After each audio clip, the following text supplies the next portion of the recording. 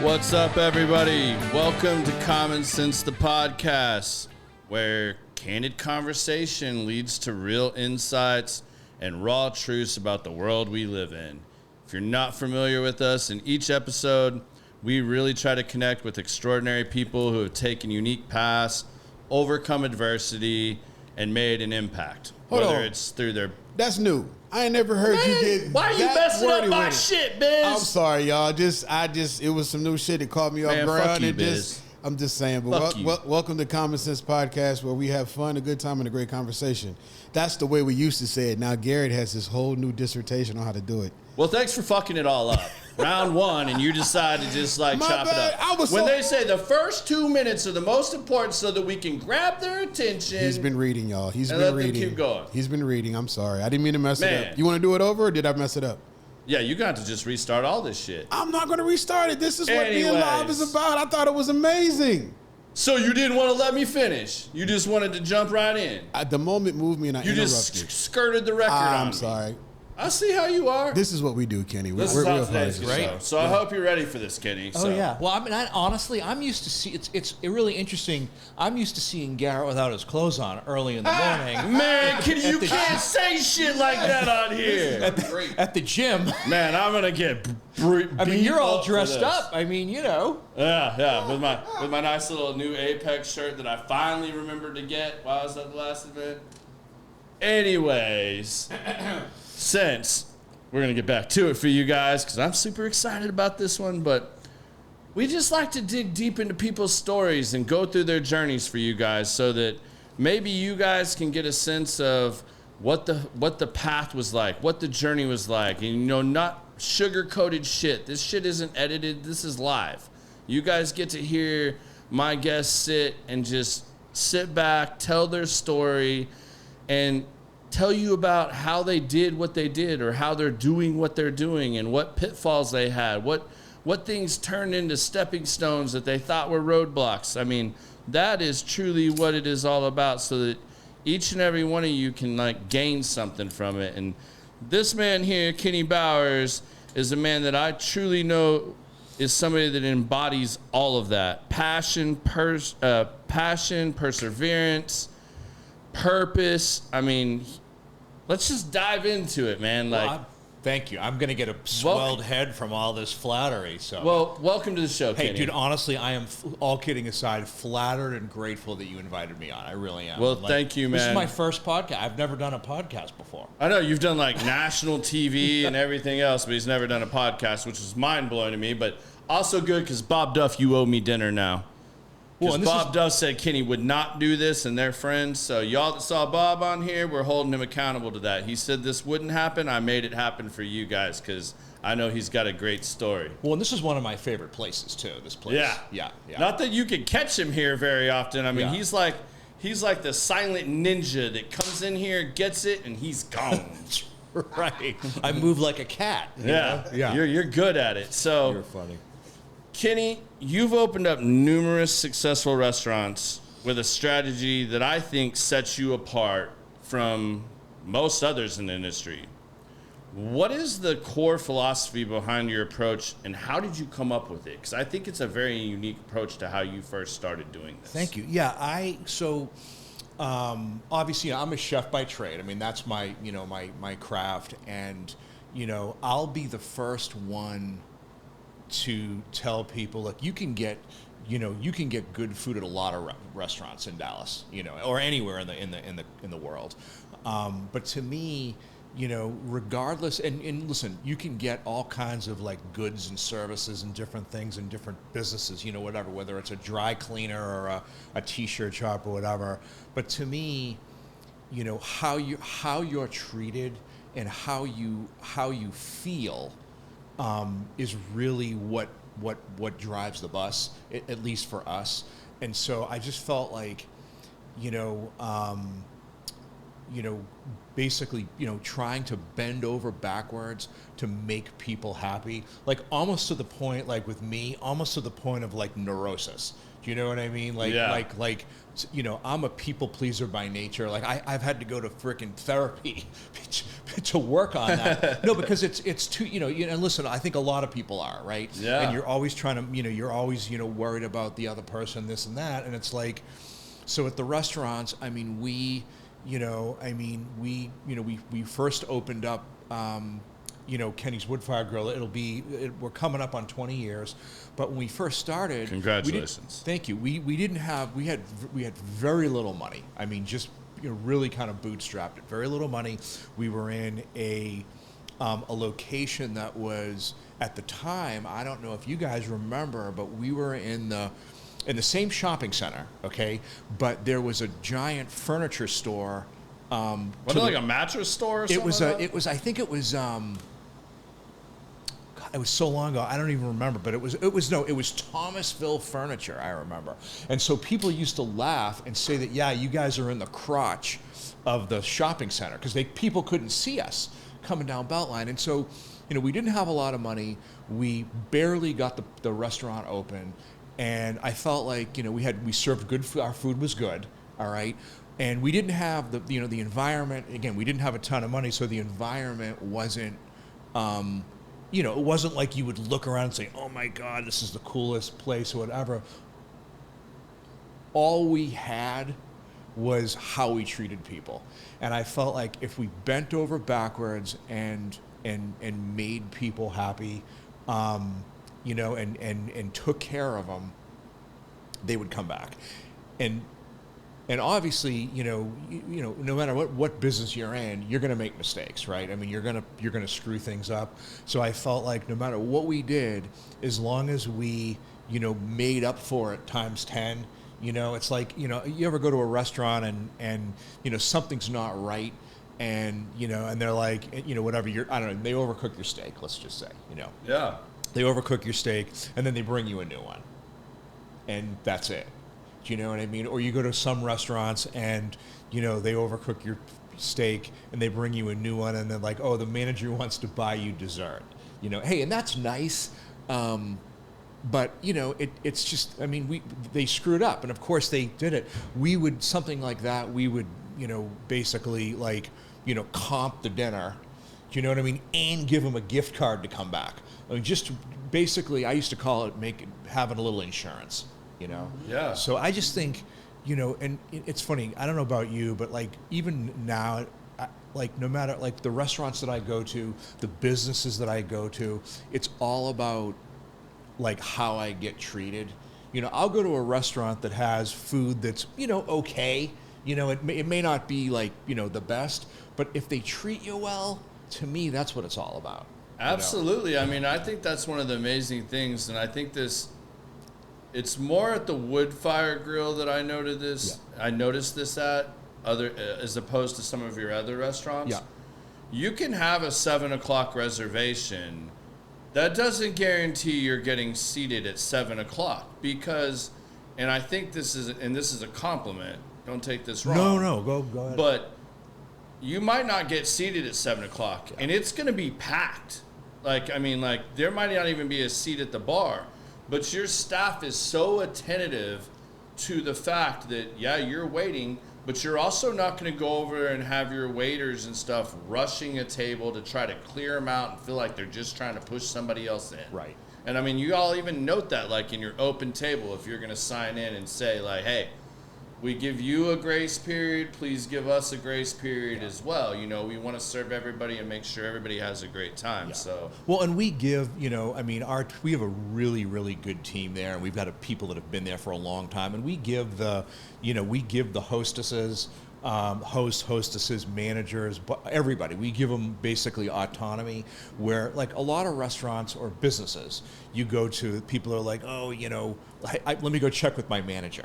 Right, let me go get a manager. Right, I'm sure you've heard that before, right? But we empower the whole team that if you're waiting for a table and we have I forget exactly what the time frame is. It's after if it's getting to the point where people are getting a little antsy, we'll immediately like buy them a drink or buy them an appetizer, like get them, like, in other words, but my point is a manager doesn't have to get involved. They know that they can do that, on their own. Yeah. And I think it's just giving people the latitude. It's like, because like a lot of times, especially when you bring in somebody new, you think about it, like you guys go out to eat, people, I always have to remind people, like especially the newer kids that come in. It's funny, I call them kids. They're grown adults, but they're still a little younger than us. But I always have to remind them, look, these people drove past hundreds of restaurants to come to eat at our place. I mean, they could have gone anywhere else, but they came all the way here.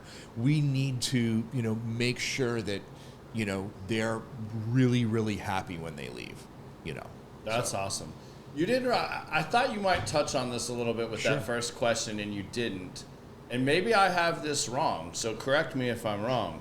But I think one of the key strategies, and maybe this came after the Woodfired Grill as you opened up the others, but it seemed like part of your strategy was finding these you always hear location is everything. Yeah. So you'd find a location that maybe they didn't have the other things right, but you could come in and maybe you already had a kitchen that was, a large part of it set up, things you could repurpose, and that was something you looked for. Do I understand that correctly, or is dude, that 100%? No, 100%. So basically, we all the restaurants that we've done are we call them second generation, right? Mm-hmm. Exactly what you just said. We go in, we would look at a place that maybe for whatever reason either they didn't renew their lease, or the concept didn't work, or whatever, because it's way more cost effective that way, and like it's basically it'll cost you basically a third or 25% of what it would be if it was brand new. If it was brand new. And so the great part about that is when you don't have big loan payments to pay and this and that, and you don't need to make huge margins, you can give people more, right? Yeah. And so, but that's kind of how we would do things. But like what happened is, the Wood Grill aside, the Wood Grill initially, like, I was a corporate chef for Rockfish like 100 years ago, and and I decided, hey, it's time for me to venture back out on my own. And I had some other restaurants before that. This was like probably before your time. How long have you been? I moved to Texas in '96. Okay, 90. So this was busy. I'm a youngin'. I've only been here since 16. Okay, well, I had some places in the early in the early '90s and whatever. But the Wood Grill aside, once that was open, it was kind of like, I had an idea to do that, right? And that and we found a place. Believe it or not, the Wood Grill was a fast food noodle place. It was a fast food Asian noodle place, and where the chef counter is. Yeah, that was the pickup window.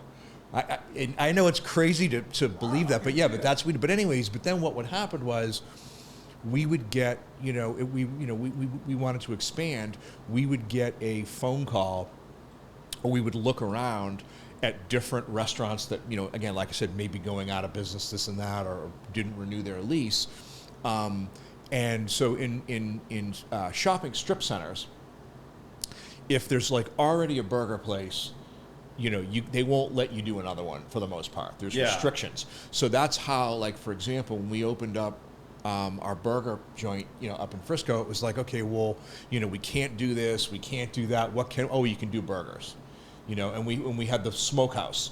That's how the smokehouse came to be. It was like, it Shops a Legacy. Well, we couldn't do burgers because, what's the burger place that's there? No, it's there's so many things changed there. Yeah, there's a burger place there. Can't remember the name of it. I smoked a lot of weed when I was younger, so I think. But and we couldn't do Italian because at the time there was an Italian place and all this. The one cuisine that wasn't being served there was barbecue. And that's kind of how the smokehouse came to be. So does that answer? Yeah, no, that answers it perfectly. Yeah. All right, so I don't want to jump to this, but since you mentioned it, I have to ask, the guys out front are going to beat me on the way out. Are you going to bring the smokehouse back? Because these guys are like, man, you need to hold Kenny down so he brings those $1 ribs back on Sunday. And he brings this stuff back. He's like, where's the Woodfired Grill? I used to eat there 2 times a week. That was my favorite barbecue in the whole Metroplex. So they're all wanting to know, like, why it went away, and if you're going to like bring it back. Well, why it went away was sadly it was a business decision. Pandemic. We were there for 8 years, and we had 2 years left to go on our lease, and the pandemic happened, and we had to close everywhere. But then we were lucky in being where we are to open up relatively quickly in Texas. So we opened back up, and I mean, I don't know if you guys remember, but it was things were slow, and it took a long time. And in that particular location, we were really dependent on office and hotel and people from out of town. So it was a very slow ramp up back up. And I mean, when I say slow, I mean it was people were slowly trickling in. And we were bleeding cash, so it was kind of like and that particular landlord didn't give us any help, anyway, so I was like, okay, guys, here's the situation, we can either keep dumping money in, and I don't know how long it's going to be before it comes back, or we can write a check right now for $75,000 and be done. Which that was on top of all the other money that we had to, because in all these leases that you do, if you there's certain clauses in the lease that basically say that, hey, if you close, you owe X number of dollars. That's why I always tell people, if they're opening a new business, we all open up businesses with the best of intentions, but look, shit happens, right? Life happens, and so you always want to have a stop loss, because if you don't and you sign a lease, you're responsible until they put somebody else in there, and it devastates people. So anyways, So I said, what do you guys want to do? And we made the decision. It just again, it was like, hey, let's sadly let's cut the arm off so that it doesn't affect the rest of the body, sadly. But okay, answer your question. I mean, we're always looking around for for locations. Just we haven't found anything yet. The next Second Gen Smokehouse. Trust me, Garrett, when we find it, you will know. Now, that answers the other question. Now, but the last big thing is, they're not exactly the same, but they're close. We do every Tuesday at both burger joints, we do rib night at burger joints. So we do ribs for $2 a piece there. All right, fellas, if you're watching this out there, there's your answer. So go to the burger joint. Yeah. Well, sadly, with inflation, the dollar ribs are now $2 ribs, but you get the idea. Yeah. I don't know how you even did dollar ribs back then. Yeah. I can't remember the last time that would make sense with the amount of time it takes to make ribs. Yeah. After you even buy them, the seasoning, the sauces, all that. I mean, that's people crazy. like it, and that's the whole thing. It's like, especially, and again, it applies to any business. Not everything you do has to be for profit. I mean, you got to make a profit at the end of the day, right? That's we got to survive. Yeah. But it's like, every now and again you do something that's fun to do that people really love, and if you don't make much on it, it's okay. Gets them in the door. Exactly. You provide value, and when you provide value, people tend to want to stick around. So what took you down this road? Like, where did your love for cooking and the decision to become a chef come from? Because one of our longtime listeners, he wants to know: did you always know you wanted to go into food and be a chef? So this is gonna. Do you want the long-winded answer, or give us whatever you want? Okay. So let's see. I moved here when I was. I was always a chubby kid that likes to eat. Right. I've always been that way. When I was little, it would be breakfast, and I wanted to know what we were gonna have for dinner. So always loved food. I can back this up because when Kenny and I first met, since he wanted to talk about me running around half naked at the gym or whatever he said earlier, since that got fired off already. Man, I almost didn't like this guy because I got fat and I got back in the gym trying to get back on it. And like pizza's like my kryptonite. Pizza and Mexican food and Italian food, those are kryptonites for me. Dude, I would eat. And then I'm sweating on the treadmill next to this guy. We do our circuit stuff. Then we end up in the hot sauna, which I love and hate. Yeah. And I'm trying to stay in there. He's like Superman in there. He can stay in there for like 20 minutes. 10 minutes and I'm like dying.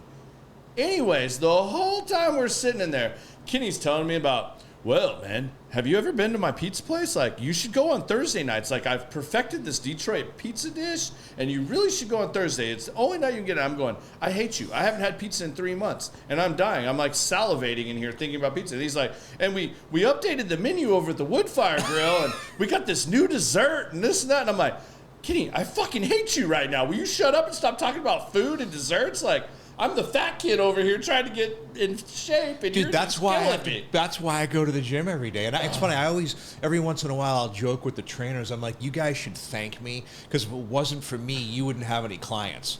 It's like I love wearing my Whataburger T-shirt to the gym. People lose their mind. They're like, Whataburger. Dude, it's greatness. I mean, it literally, you know, it's funny. I thought about actually showing up one morning with a couple of pizzas just to see like what the reaction would be, you know, and just be like, and some of these girls, my God, yes. Some of these girls, I mean, honestly, I didn't say it because I didn't want to get my head taken off, but sometimes I want to be like, hey, can I get you a sandwich? Yeah. You know? So, but no, I always loved food, and so when I was a kid, I had a lot of learning issues, dyslexia, all kinds of stuff. And I remember my mother said, Kenny, you should probably learn a trade because you know school's probably not going to be your thing, you know. And I went and I tried when I was a kid, you know, in high school. I tried I worked with a plumber, I worked with a carpenter, whatever, and I was terrible at it. I just wasn't good. But I thought about, you know, but again, I always loved food, so I thought, well, maybe I'll go to cooking school, and that didn't happen. But it was kind of I thought about it, right? And so I moved down here when I was 20 years old. To work with some friends of the family, who I always refer to as my cousins and my uncle. We're really close, and you know, and I did that for about 3 years, and this was back in the late '80s, early '90s, and I met a guy. But I met a guy from Connecticut who was a very well-known chef in Dallas at the time, Jack Chaplin. May he rest in peace. Jack passed away a few years ago, but he was my mentor. But anyways, I was in the insurance business. I was 20. I was by this time 21, 22, and I used to cook for my friends. I loved it. I was really getting into it. My sister, I have two older sisters. One of my older sisters, who my brother-in-law, the gentleman that he married. The gentleman that she married went to culinary school. He was a chef, you know, and so when I went to visit him, he went to Culinary Institute of America, which is one of the best cooking schools. But when I went to visit him, and I didn't know any chefs or anything like that, I just cooked for a hobby. So I went out. They were in California at the time, and I went out to meet him, and I spent like half a day with him in the kitchen.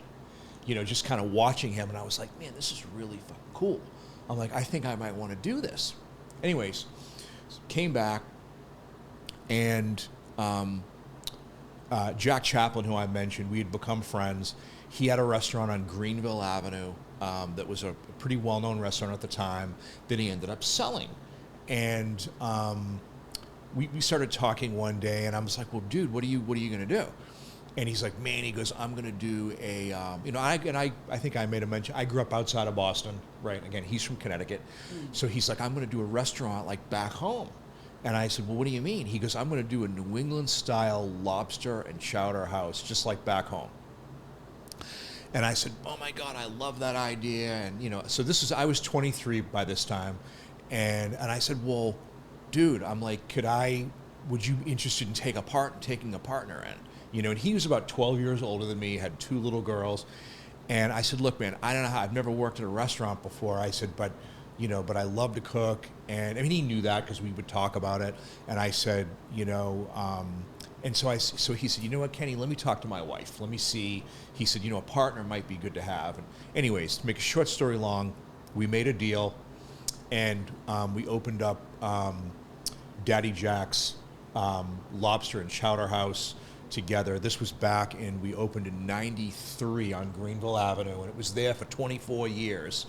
God, I wish I'd have known about that and got to go there. And so, but anyways, to answer your question, I always loved food and cooking, but never really, when I was really young, I never really thought about like, this is what I want to do. It just kind of, it happened. And once I met my brother-in-law and saw like what was going on, and then, I thought, wow, this could be really cool. And then, with Jack, it's like most people will like work at a restaurant or they'll do whatever. I had never really worked at a restaurant ever. And then I had saved some money, and so we made a deal and I dove in. I'm a, like good or bad. It could be good or bad, but I'm go big or go home. I'm all or nothing. And so I started working with him.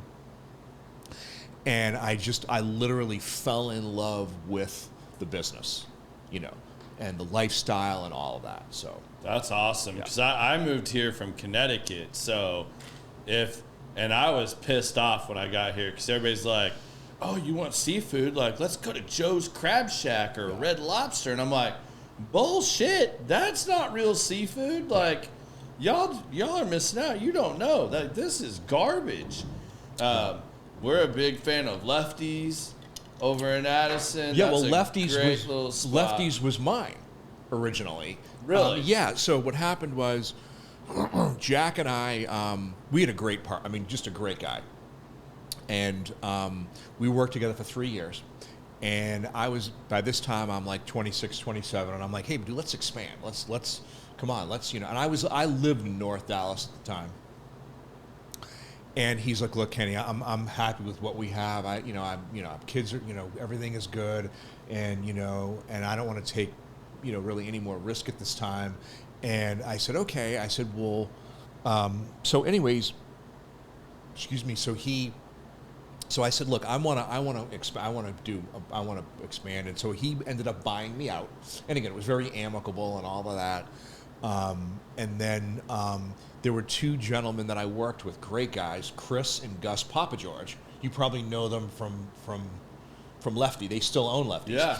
And so we made a deal, and the 3 of us went into business together. And I said, look, I'll run the back, you guys run the front, and we opened Lefty's together. And the reason why we called it Lefty's, I couldn't use the Daddy Jack's name, and I don't know if you remember, but we are and I don't know if they're still doing it, but our whole like claim to fame was, and at Daddy Jack's was, we used to serve a 1-clawed lobster, which is called a cull because they lost the other arm, and so we came up with the name Lefty's, because of that. Gotcha.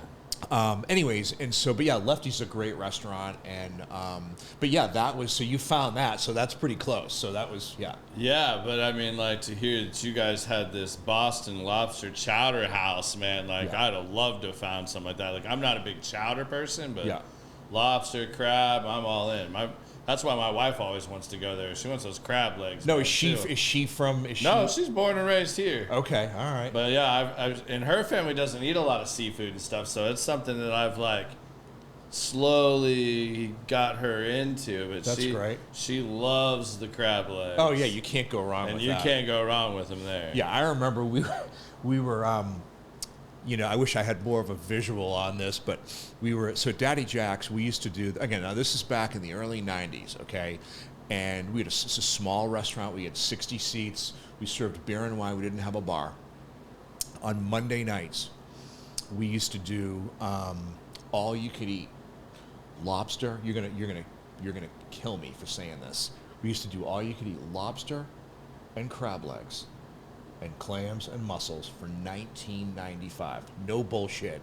No anybody. What year was this? This was 19. This was 9. Let's see.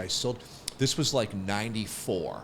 Okay. I don't even think you could get that in New England. And so we had a line. We used to, all the great chefs that were in Dallas, like Kent Rathbun and all they all used to come because it was the only place they could come where they could get enough lobster to eat and not, not be hungry.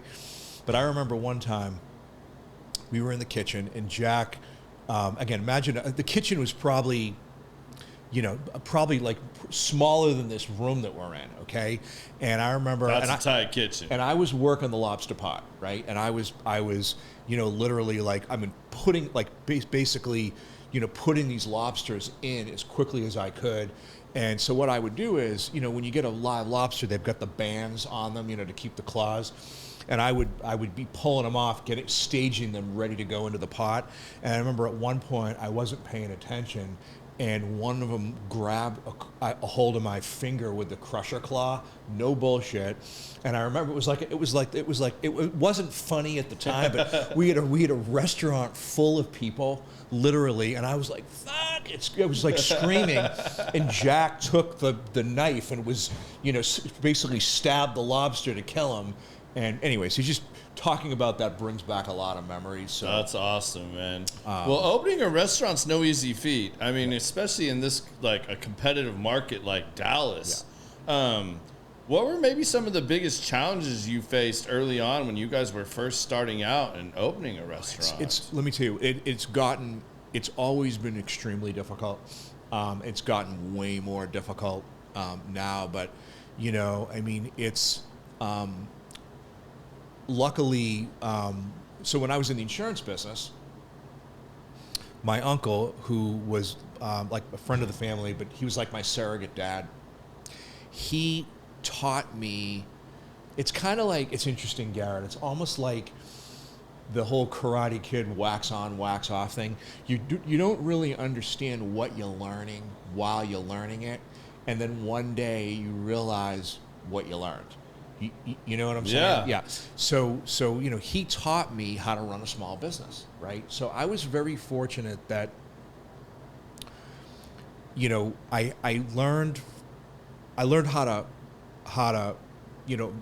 open a restaurant, make a restaurant, whatever. But I also knew how to run a small business. But it's really difficult because it's one of the few businesses left in the world where you manufacture on site, on demand in the back, right? Mm-hmm. Cooking food and everything, and sell in the front, right? So, not only are you dealing with, let's face it, most businesses today, you go to the store, and the product is already there in the package, and you buy it, and that's it. So you've got to deal with, the health departments, you've got to deal with, all these other, factors, and with cleanliness and everything else. Plus, it's a very capital intense business. Even opening a restaurant like we did, second generation. Just to give you an idea, today, again, it's different, now, but even today, to open up a second generation restaurant, where most of the stuff is already there. You could easily spend $400,000 or $500,000 to open a second generation restaurant. To open a new restaurant from scratch could be easily $1.5 million. And I'm not talking a fancy restaurant. So, so it's capital intense, right? And then, you talk about challenges, and then you've got, and then you have to buy inventory. You have to buy all the food, which is perishable, right? Because so it can go bad, and then you have to hire all the people, and and back in the day, remember, there was no internet, there was no social media, there was no there was no cell phones. Cell phones were just kind of coming out, right? So you really depended on the write-ups that you got from the food critic, and if you had a bad night and you were and the food critic happened to come in and give you a bad review, it was like the kiss of death. Yeah. So, you know, I mean, it's just... Especially early on. Yes. Sure. Again, there was no social media. There was, I mean, none of that stuff existed. Dallas Observer shows up. Exactly. You better, and you don't know that they're there, right? So it was, in a lot of ways, back in the day, it was a simpler business.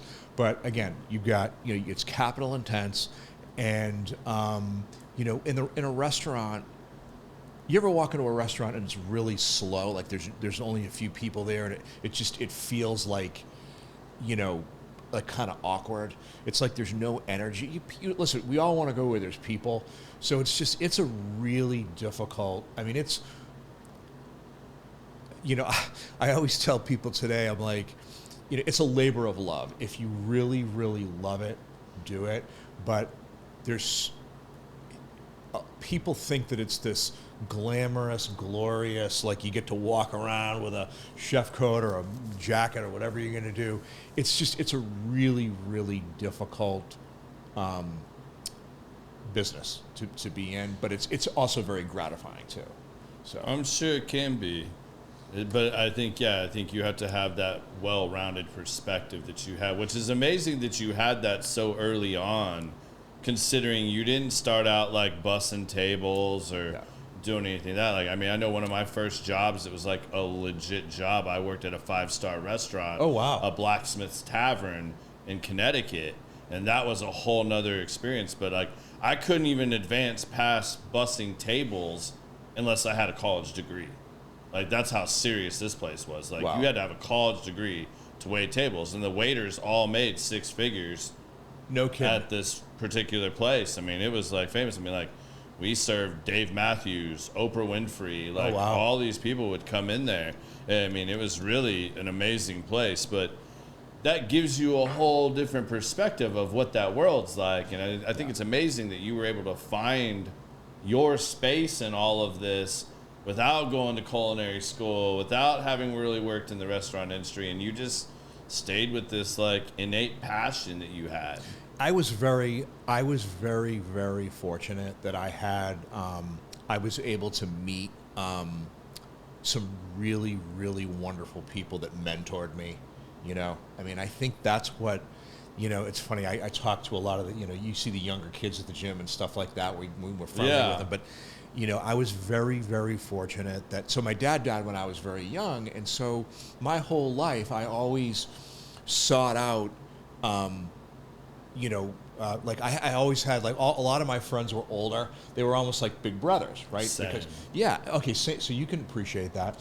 And so I always sought out people that that were older than me, and I was very, very lucky to meet, again, people that, you know, mentors that that really helped me, you know, along the way. And like I always tell people now, like, you know, surround yourself with good people, you know, go, you know, and it makes such a huge difference, because especially, like I always tell people, look, you know, I always say, look, go to school, like, because like, in other words, you know, what the stuff that I did, you know, it would have been easier had I gone to school, but I was lucky. And that's the thing about cooking is, you know, people like, you know, the Food Network and all of that kind of sensationalized it, but cooking, and when I say this, I don't mean it in a negative way, but cooking's just a trade. There's no difference between being if you're a tradesman in terms of whether you're a carpenter or an electrician or a plumber. Cooking is a trade. That's what it is.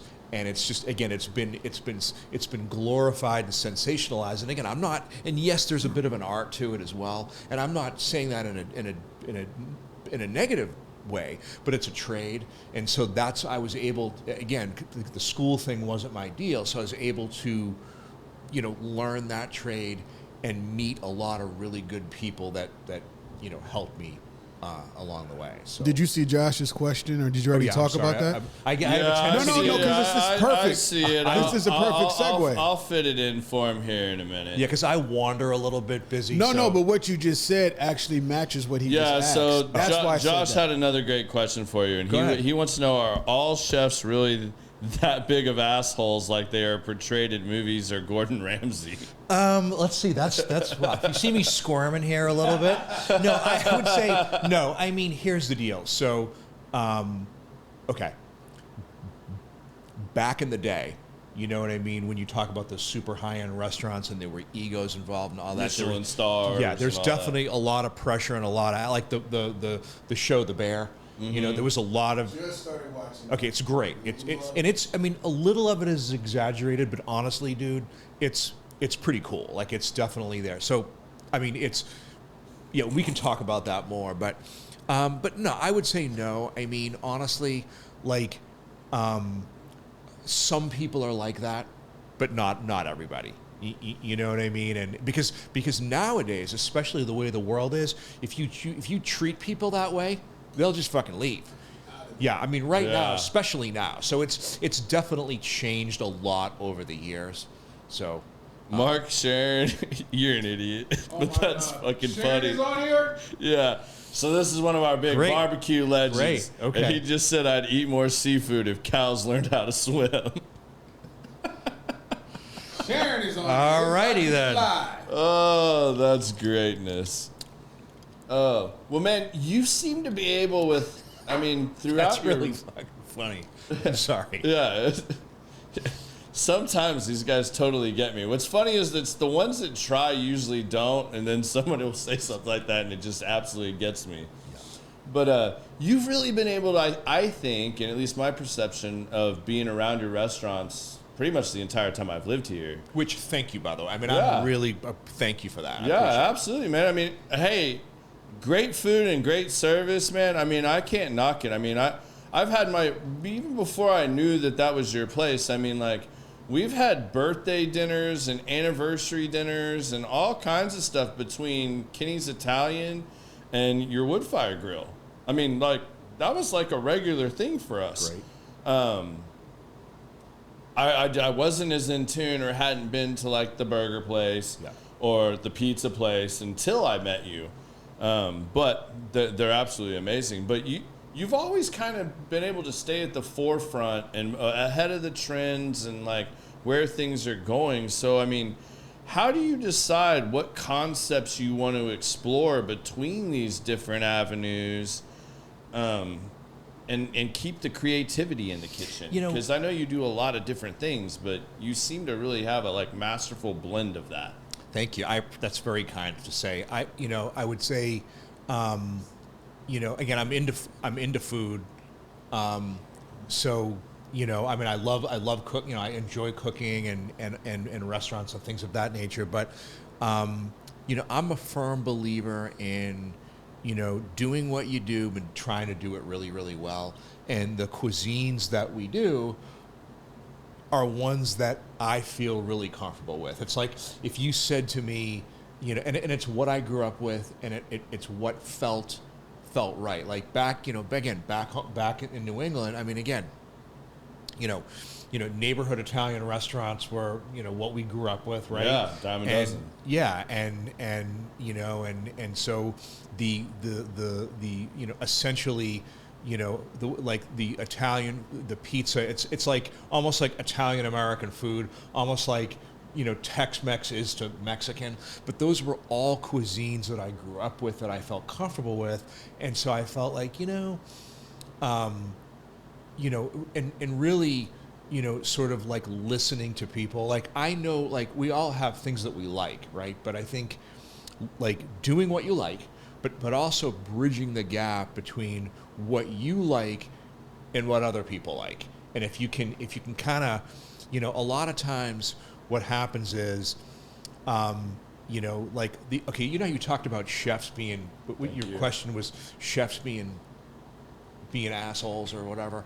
Yeah. But the issue is, and one of the reasons why a lot of restaurants fail is because, when you don't listen to what other people want and you create food that you like and you don't pay attention to it, and you don't pay attention to what other people want, and you're like, no, this is what I think, then, you're not listening to the public. You only do what you want. It's such a recipe for disaster, because there's only a very tiny bit of there's only a very few chefs in the world that can pull that off, you know. So I think paying attention to, you know, what's going on, again, trends, what's, you know, but doing it within your bailiwick, like doing it within, in other words, if you know, it's like for example, you know, Asian food I love to eat, but, you know, cooking it, if I tried, I wouldn't do it. It's not my cup of tea. So I think staying in your lane, if you will, is kind of the you know, what I've always done. And like the stuff that we do, the burger, the pizza, Italian, the wood grill, they're you know, it's you know, new American food with a little bit of a twist. So it's not too far out there. You know.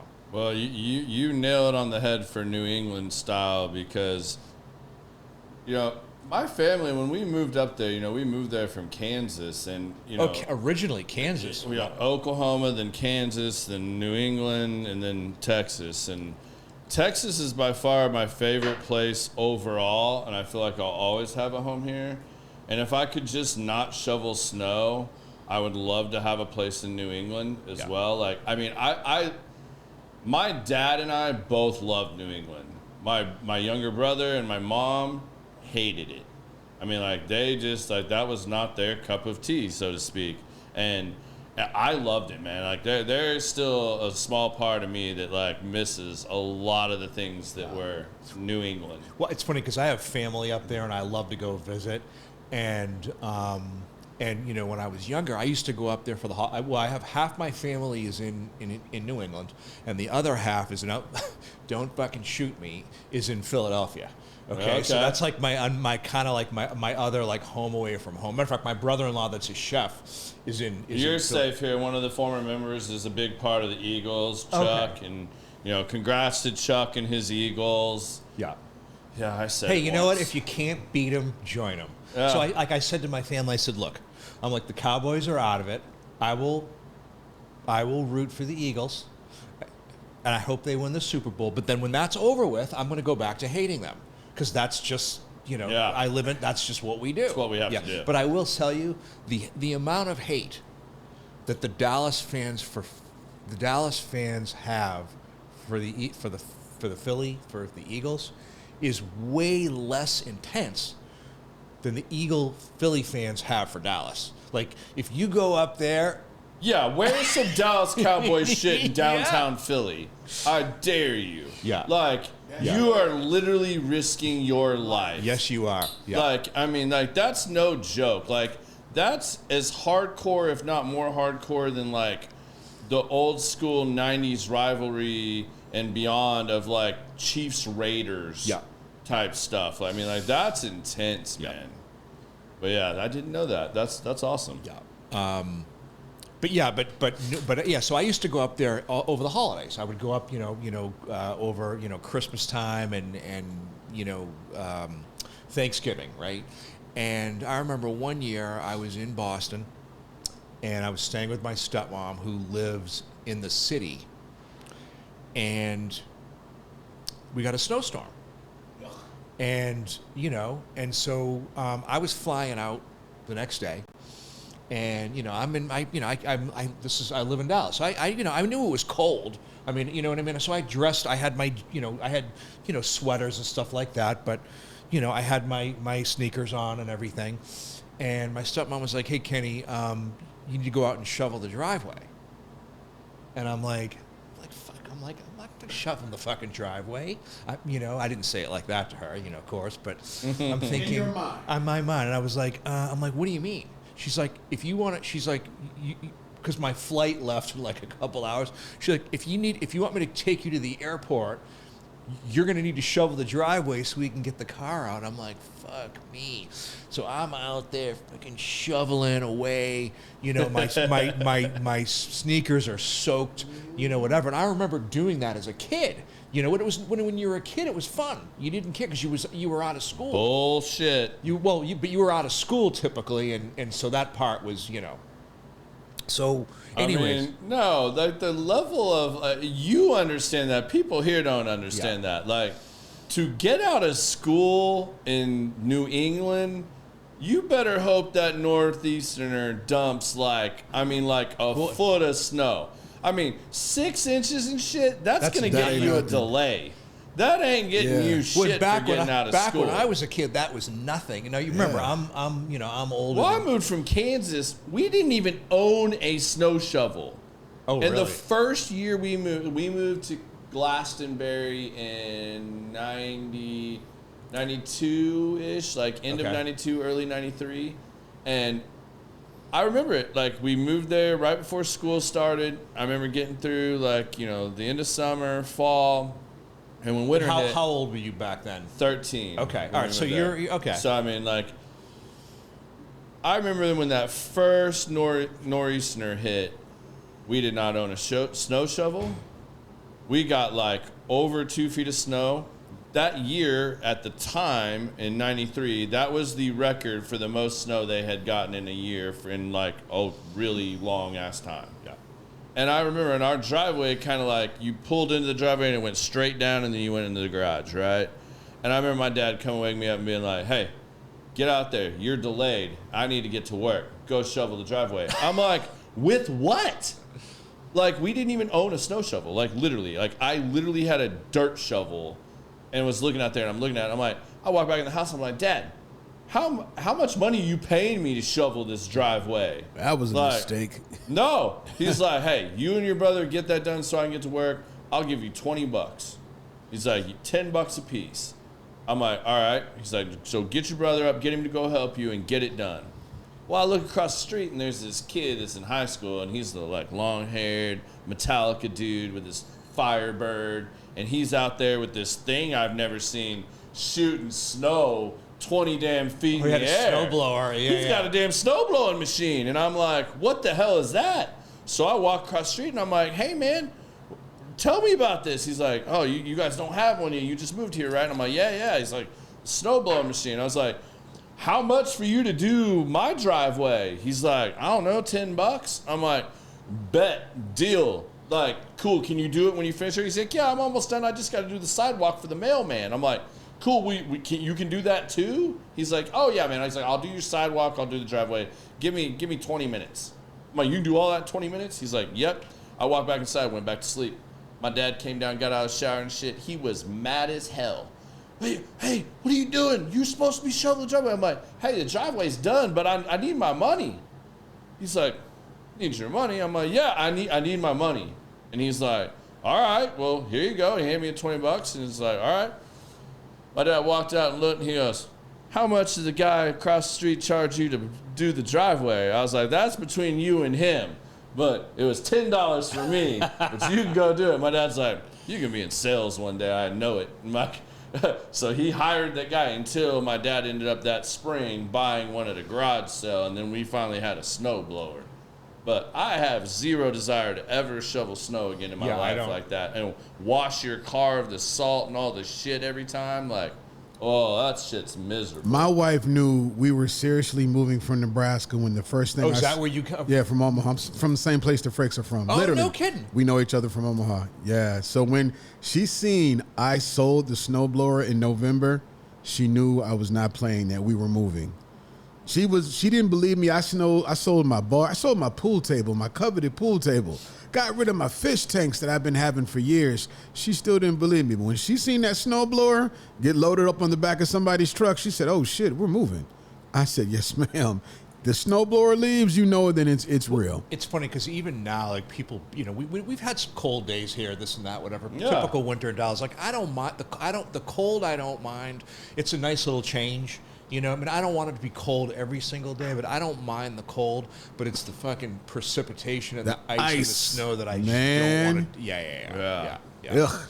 Yeah. All right. Well, we've kind of hammered through some of that stuff. Let's talk about Kenny the artist, because this fascinates me that you do this as well. So, I mean, you're not just a talented chef, you're also a very skilled artist, and I know you just had your first big show for St. Jude's, and you donated everything you sold, and I think you pretty much sold out or real damn close to it. So how did you start experiencing and gambling in the world of art and go from cooking to Kenny the painter, the artist?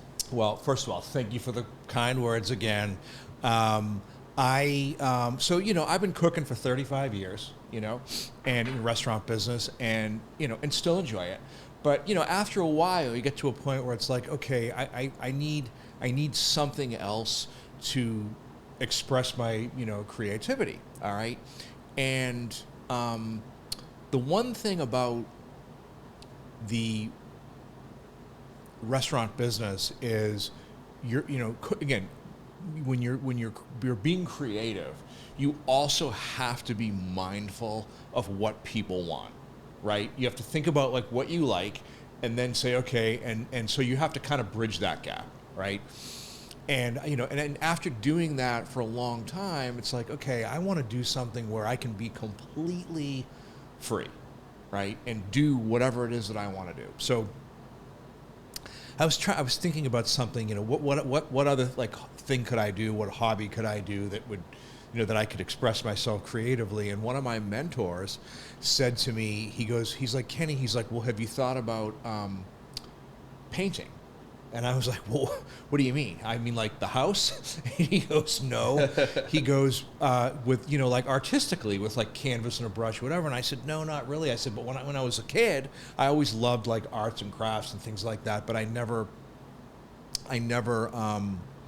really thought about that. I said, I've never really been able to like draw or like, I was like, I could never stay in the lines.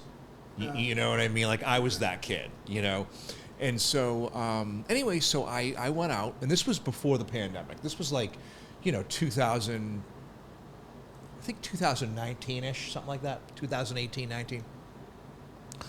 And so I went out, said, you know what, let me give it a go. So I went over to Michael's, and bought some paints, some canvases, and started playing around. And I remember, and I was like, man, this is really fun. I really like this. And I remember visiting my aunt up back in Boston, who is a pretty well-known sculptor. She's a professional artist, and I said, Aunt Ruth, I'm experimenting with painting and this and that. And she's like, oh, let me show me a picture. And I showed her, and she's like, oh, she said, she looked at that, and she goes, well, that's very Pollock. And I was like, what? I said, who is that? Like, she was referring to Jackson Pollock, and I didn't have a clue, whatever. And I didn't know what I was doing. I'm just playing around. So anyways, time went on, and I started learning about different artists and different, I've always collected art. Like I love art. Like I love, anything, any kind of art. I'm, just always been appreciative of all that. But so I started painting, and I started doing more. Became friends with a guy who had a gallery at the time on in the Design District down there on Dragon Street. I don't know if you guys are familiar, but he gave me a few lessons, and again I took online classes and kept learning and growing, and I really was getting into it. It was kind of like it reminded me of learning how to cook all over again, because you have all these material, you know what I mean? It's like literally, it's like you're learning a language, right? And so, anyway, so I kept doing it, and I kept making art, and then the pandemic hit, right? And so I would do it here and there. The pandemic hit, we were all locked up, right? Restaurants were closed. And I didn't want to spend any money because we didn't know when we knew it was going to happen. But I had paints and canvases, so I started making more and more art, and I was home all day. And my friend said to me, the one that's an artist, he said, Kenny, you should. And by this time, we had opened. It was like late. It was like late fall, early winter of 2020. So things were like opening up. And he said, Kenny, you should put some of your work up on at the Woodfired Grill on the wall and sell it, And I'm like, I'm like, nah, I don't want to do that, whatever. People will laugh at it, and and we all have our inner critic, right? And I said, besides, I said, I don't feel right taking people's money, trying to sell it, because they're, I make my living from the restaurants, right? So people are coming in to eat, and plus, again, always wanted to do something where I could give back. So I thought, let me find a charity that, a good organization that I, that I could maybe give the money to. And so I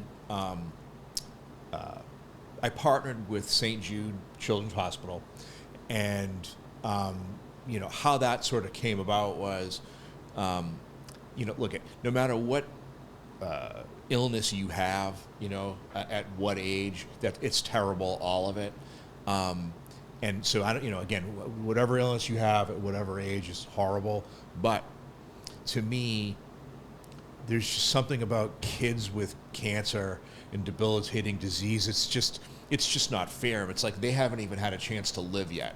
You know, again, it's not fair for the people to get cancer at any age. You know what I mean? But to me, I just really struck a chord with me. And so I said, you know what, I'm gonna partner with St. Jude. And I don't know, are you guys familiar with St. Jude? It's really cool. When we were in radio, we went to Tennessee every year and visited the hospital, and we always did a drive for St. Jude. Okay, so you know. So and so anyway, I mean, the families never get a bill, and they're the leading, back in the day when a kid got cancer, he had a survival rate of like, I don't know, 30% or something, but now it's like a 94% survival rate with the research that they do. Anyways, so I said, okay, I took a wall, one of the walls at the Wood Grill that's close to the bar,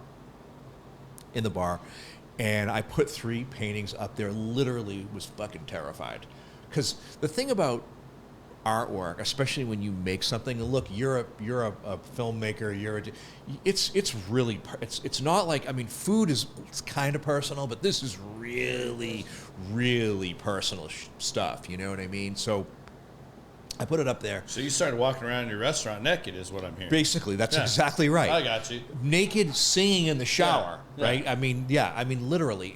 And so I put it up there, and I'm like, whatever. And I put, I made signs with kind of like as if you were in an art gallery, and I started selling stuff, and it was great, because it's really like, I wasn't like, a lot of times, like, you donate to something and people say, all the profit goes, whatever. Well, the way I do this is you make a donation directly to St. Jude.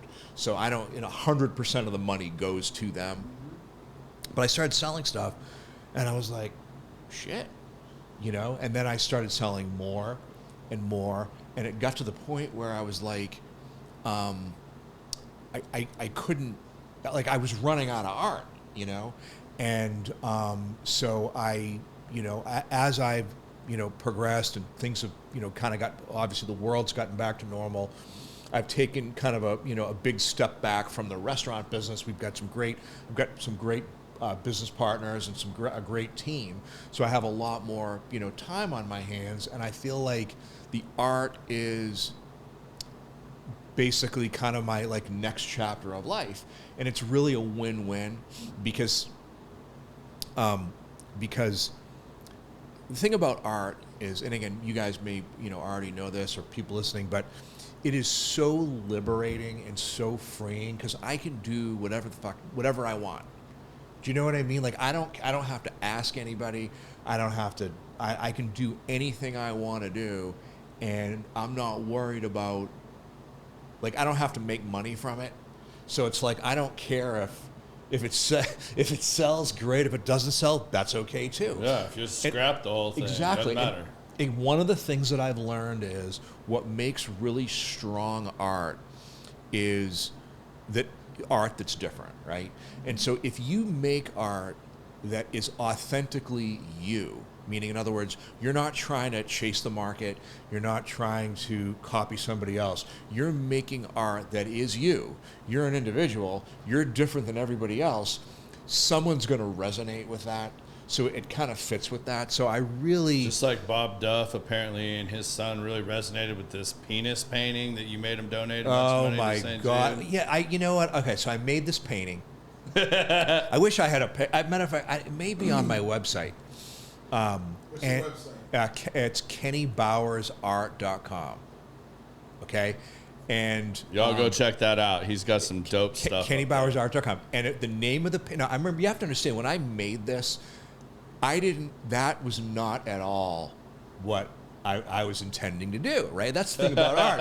Hey, one thing about abstract art is people see what they want to see. What I'm hearing is Bob and Preston just saw a penis in a painting and decided they wanted it was a very large one, and honestly, I mean, so what does that tell you? I mean, are they making up for deficiencies? And so, but here's the kicker, Garrett. The name of the painting, and again, I didn't even think about this, was Go Big or Go Home. Like, I swear to God. So anyways, you know, and I was like, and again, once you see something, you can't unsee it. But yeah, Preston bought that painting for like, I think $200 or $300, and you know, so at least I know it has a good home. But yeah. Yeah. I mean, I heard all about it. Like, it's funny. But yeah, man. So I started doing that, and then, you know, it sort of took a life on of its own, and I started making more and more art. And it got to the point where the art was, you know, it was like overflowing, literally in my house, like literally all over the place. And I'm like, okay, I'm making art faster than, you know, I'm selling, because, you know, people go to the restaurants to eat. You know, I sell some online, this and that, and we sell some. And I thought, I mean, I can't tell you how long I've eaten there and not. I mean, I've seen the artwork, but didn't realize that it was like for sale or that it was your art. Like, so much of it just kind of goes with the vibe and everything, and you just think it's your vibe for the restaurant. Right. So I thought, you know, I'm like, okay. Granted, so there's not penises on the wall, but exactly. I mean, there may be hidden in there. You just can't see them. Anyway, so I kept, you know, doing it, and I got to the point where I was like, okay, I needed to take a step, and I thought, you know what, I need to, like, basically, you know, kind of come out a little bit and really, you know, kind of open myself up, and I thought, you know what, I'm going to do yourself out there. Put myself out there, and my house was overflowing with art, so I'm like, I'm going to do this, and so I said, I'm going to do an art show, and you know, and I had like, I think I had accumulated like 65 paintings. And I was absolutely fucking terrified. I mean, because it is so personal, and most of my artwork is about overcoming obstacles. It's about you know, transformation. A lot of butterflies in there. I was going to ask. I'm looking at your work now. So there's a couple here. Are those? You painted these butterflies, or are they butterflies on top depends. of? Some of them a lot. Some of the butterflies are almost like it's like a painting sculpture combo. It's like I buy the butterfly, and the paintings then I paint underneath the background. Okay, some of the butterflies that. I paint, but a lot of them, and so, but a lot of, like, for example, those they have to do with, you know, again, what a butterfly has to go through to become a butterfly, transformation. No, your titles say it all on a lot of these. Exactly, and it's all about it, you know, again, like what you have to go through, you know, from a caterpillar to a butterfly. It's fucking painful, and we all have a growth. We've all had times in our life that, you know, things we've struggled with. I know I have. So that's really, you know, the art is a lot of the art is about that. And so I thought, let me do this show, and we, you know, it's funny. It was a way bigger undertaking than I didn't realize how much it was involved. But again, luckily, I met some great people. Like, I have a lady that I work with, Christine Atkins. She's a great, amazing art teacher. She helped, you know, organize it. And my business partner, Clay, we had a lot of help. And y'all probably wouldn't realize this. I mean, like, he's not kidding. Like, he seriously was, like, worked up and stressed and nervous about this for months. Terrified. I mean, literally months. Like, we talked about this at the gym on a, like, daily basis almost. Like, because he wanted to do the show. We talked about doing it before so we could promote it. or maybe afterwards, and like he just had so much on his plate, we decided that it was best for him and best for us to like just wait till it was all over with. But even someone that's, you know, on a big stage as he is, it took a lot for you to do that and just put yourself out there. I mean, I saw the daily struggle you were having with yourself, like working it out in the gym, like trying to like motivate yourself to do it. It was, but I'll tell you, I think in life, right? In life, like that's what it's all about, right? And so, you know, I thought, okay, I'm going to do this. I am going to do this, and I committed to do it. And I was very grateful. Had a lot of people that helped. Great, all the team at the Italian and everybody, and I thought, okay, you know, we're going to advertise on, you know, social media, this, that, whatever. And I felt like, you know, we would get a good turnout. We would get a lot of people because we're very grateful. We have a great following of people. But I didn't know how much art we'd sell. I mean, I knew people would come by, you know, to show their support, but I didn't, you know, I mean, I figured we'd sell a little bit. Anyways, we ended up selling, like you said, we sold 55 or 65 paintings and raised like 18 grand for St. Jude. That's amazing. So it really, man. It was honestly, it was so great. Good for you, man. Thank you. And it really, and now I'm just shy total of $80,000 raised for St. Jude over the last few years. And that's awesome, man. Yeah, it's been great, and again, St. Jude's such a great organization, but I tell you, making art has taught me so much. Again, I've had a lot of, you know. You had an interesting conversation with me about the childlike mind that it taught you. Oh yeah, so like Picasso, one of Picasso's famous, you know, quotes is, I spent 4 years trying to paint like Raphael, and a lifetime to learn how to paint like a child, you know. And it's like, you ever see like kids that, like little kids that they just paint, and you give them crayons and they're playing and they're doing, and it's so expressive. And Elon Musk did it and made a truck out of it. Okay, and you facts. And you never, they haven't like been corrupted by the world yet. You know, they're open, they're free, they're just playing, and they're like, you know, and they're just completely expressive with no critical voice or anything. And it's really, you can learn a lot from kids, you know, and it's like, to me, making art is the process of becoming yourself, because it's like you make the art and then you look at it, that is you, like that's what you just made, you know what I mean? And it's really, you know, it's a lot of it's like self-acceptance. It's like, you know, again, we are all critical of ourselves, but it's like it teaches you, you know, hey, I made this, you know what I mean? And you know, and it's like, I made that, like that came from me. And it's like, hey, it's not perfect. Like that's one of my big deals is embracing the beauty of imperfection. So has becoming the artist, Kenny Bowers, changed your approach or how you look at being a chef now? Has that changed anything for you in the culinary world? I think it's, you know, I don't know that it's changed much for me in the culinary world, but I think in general, like with people, and you know, and the teams and everything, it's definitely taught me to be way more accepting, because I think if you can accept yourself, you know, you can be way more accepting of other people, you know. So I don't know that it's affected me. I think, you know what, Garrett? I think that it's affected me in terms of, I think I'm probably, when it comes to cooking, probably way less self-critical now than I was, I think. Because it's good. Making art is a humbling experience.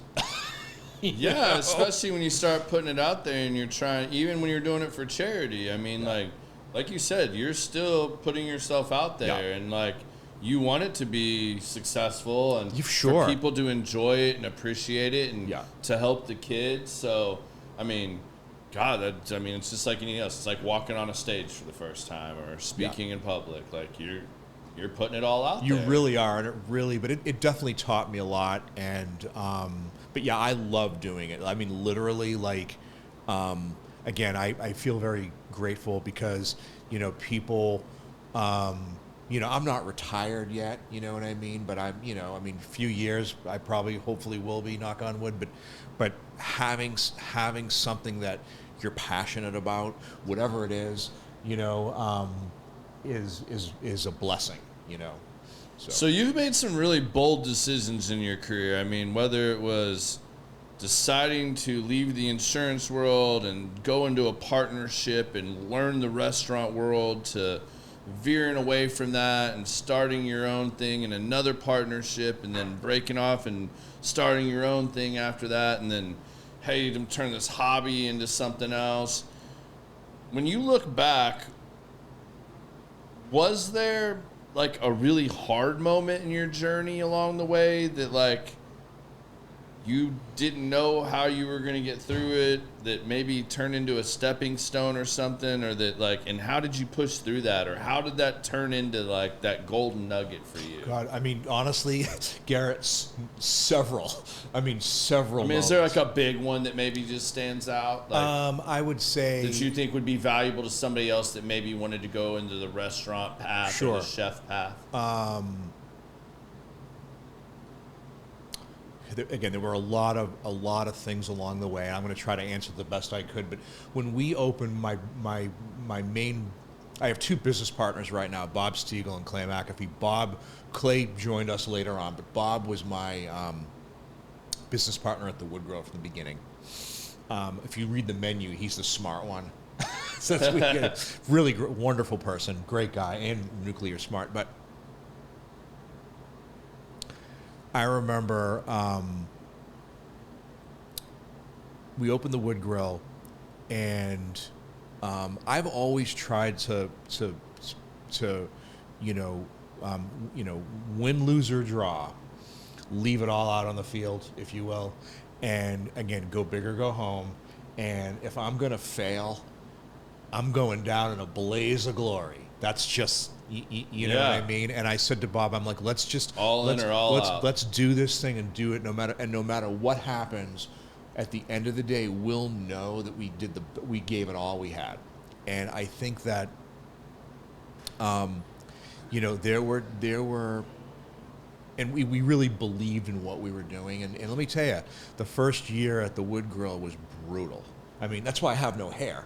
You know, well, my hair was falling out after, you know, whatever, but it's like, it was brutal. It was really, really difficult. We had barely had enough money to survive. I mean, like, when I say barely, I'm talking, there were days where we'd call the bank to check the balance. And I'm sure people out there listening can appreciate, whether it's personal or business, we'd have like $12 in the bank, you know, praying for a busy night and just going through all that. And, but we believed in what we were doing, and we kept after it.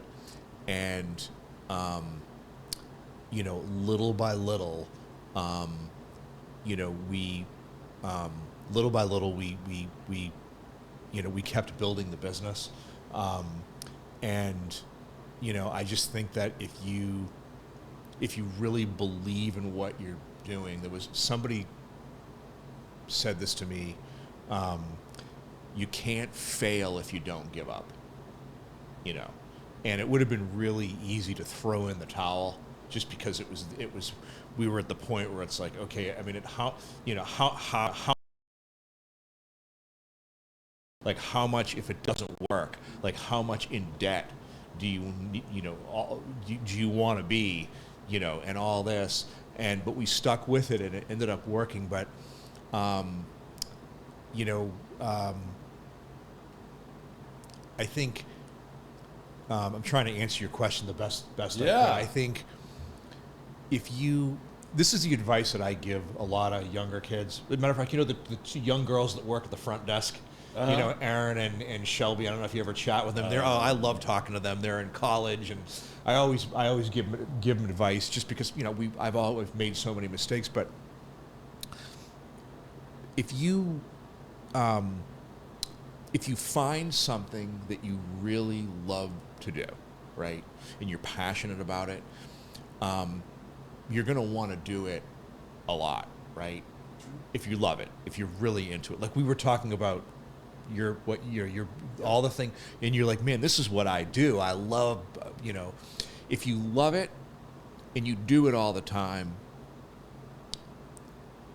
you're going to get good at it, right? You can't not. You're gonna get better and better at it. The 10,000 hour rule. What's that? The 10,000 hour rule. Yeah, exactly. Yeah, but you're gonna have the discipline to grind through the hard right. times. But if you love it, if you really love it, you're gonna do it all the time. And guess what? If you do it, you're gonna get good at it. And if you get good at it, at some point you'll be able to make money at it. Mate, are you gonna have a private jet? Maybe not, but you'll be able to make a living at it. So it's like, I always encourage people, try to find something that you love to do. So, because even in those hard times when, we would be at the restaurant and there'd be like 5 tables for the whole night, we still loved what we were doing. And I hope that answers it. There's a lot of stuff along the way that like, stepping stones.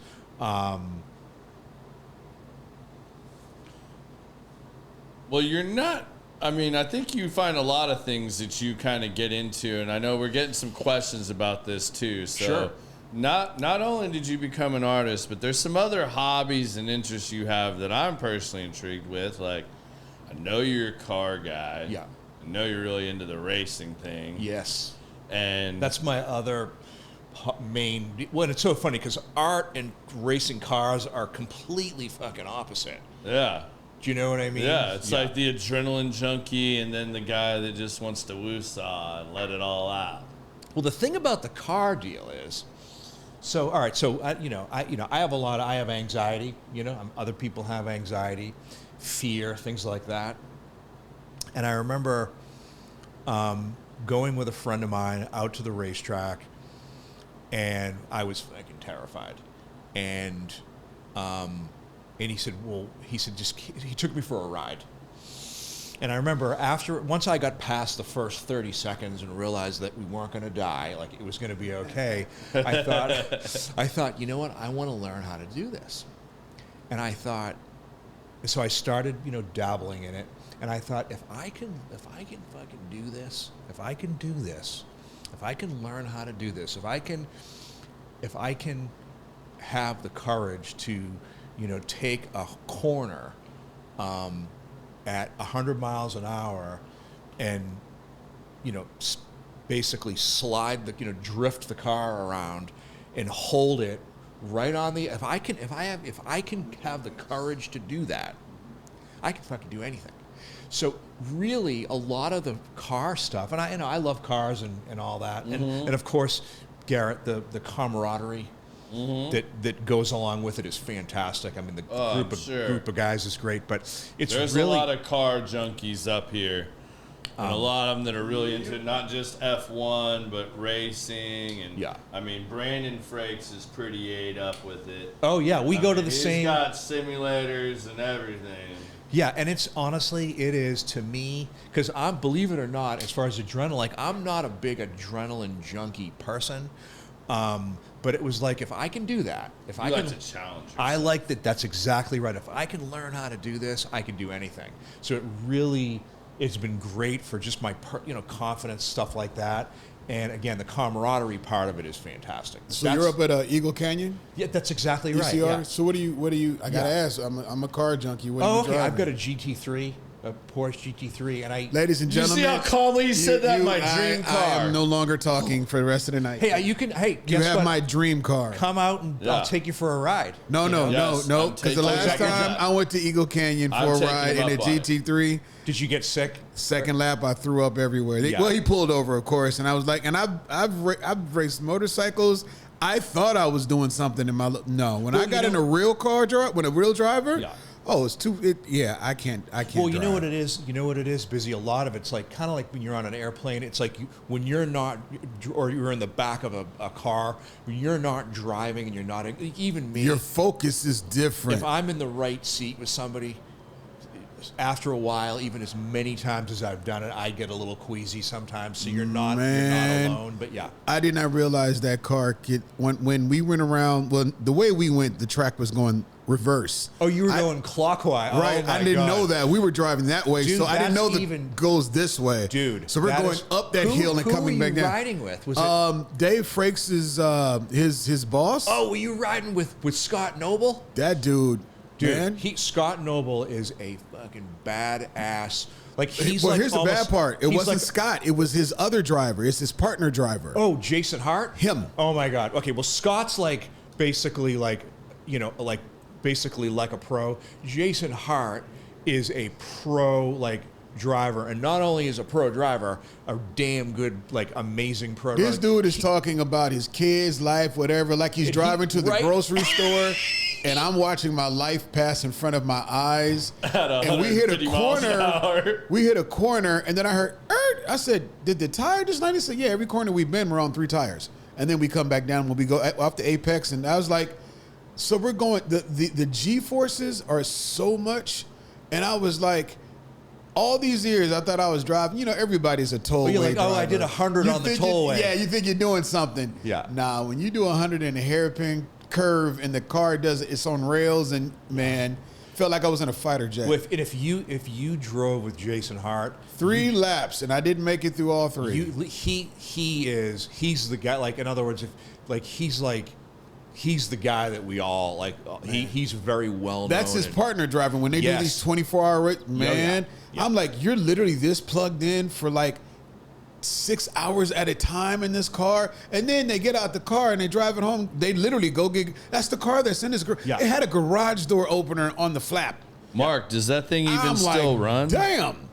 What is Vet? Yeah, he said you wouldn't throw up with him. He said smooth as glass. I don't know if you can see glass with the like inch of dirt on it, dust, because that thing's like turning into a dinosaur. Well, that's what's so cool is you drive it. They're the way they built. I mean, you drive it to the track, you drive it on the track, and drive it home. That Porsche, but that GT3. When I say you can ask any of my day one friends from kid, that's all I've ever wanted.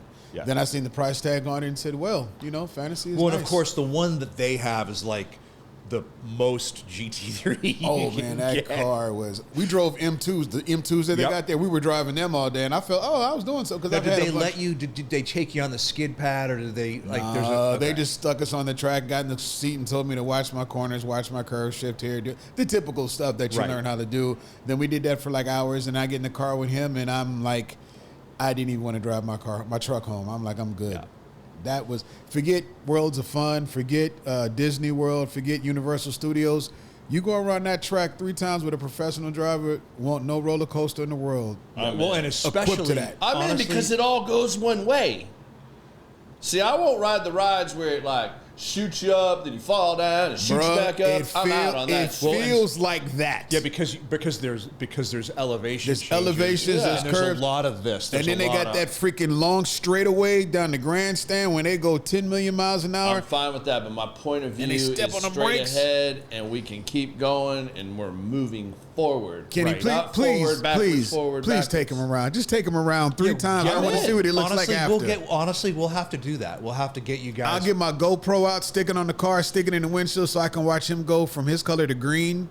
And then I'm going to be there with my drone so I can see you pull over in a chicane somewhere and watch him throw up and then get back in the car. If you went, because counterclockwise is like the normal direction that we run. Went the other way. Every once in a while they run it in the reverse, and it is because almost every corner is blind. Yes. And it's scary as shit. And that's what they were teaching us on. Clockwise. So you're going, so if the grandstands are here, we're going that way down the straightaway, and there's this turn like comes out of nowhere. I'm standing on both feet on the brakes trying to slow this car down. Then I got to remember to downshift it and then try to turn into it to get my curve. My brain don't process that fast. That's jumping into the fire doing it. Listen, it's hard in the regular direction, but it's 10 times harder doing it. I never hit the grass, but I wasn't really going fast enough to hit the grass anyway. But that's wild. I've been in the grass. Because you were probably doing something. I wasn't. We call it landscaping.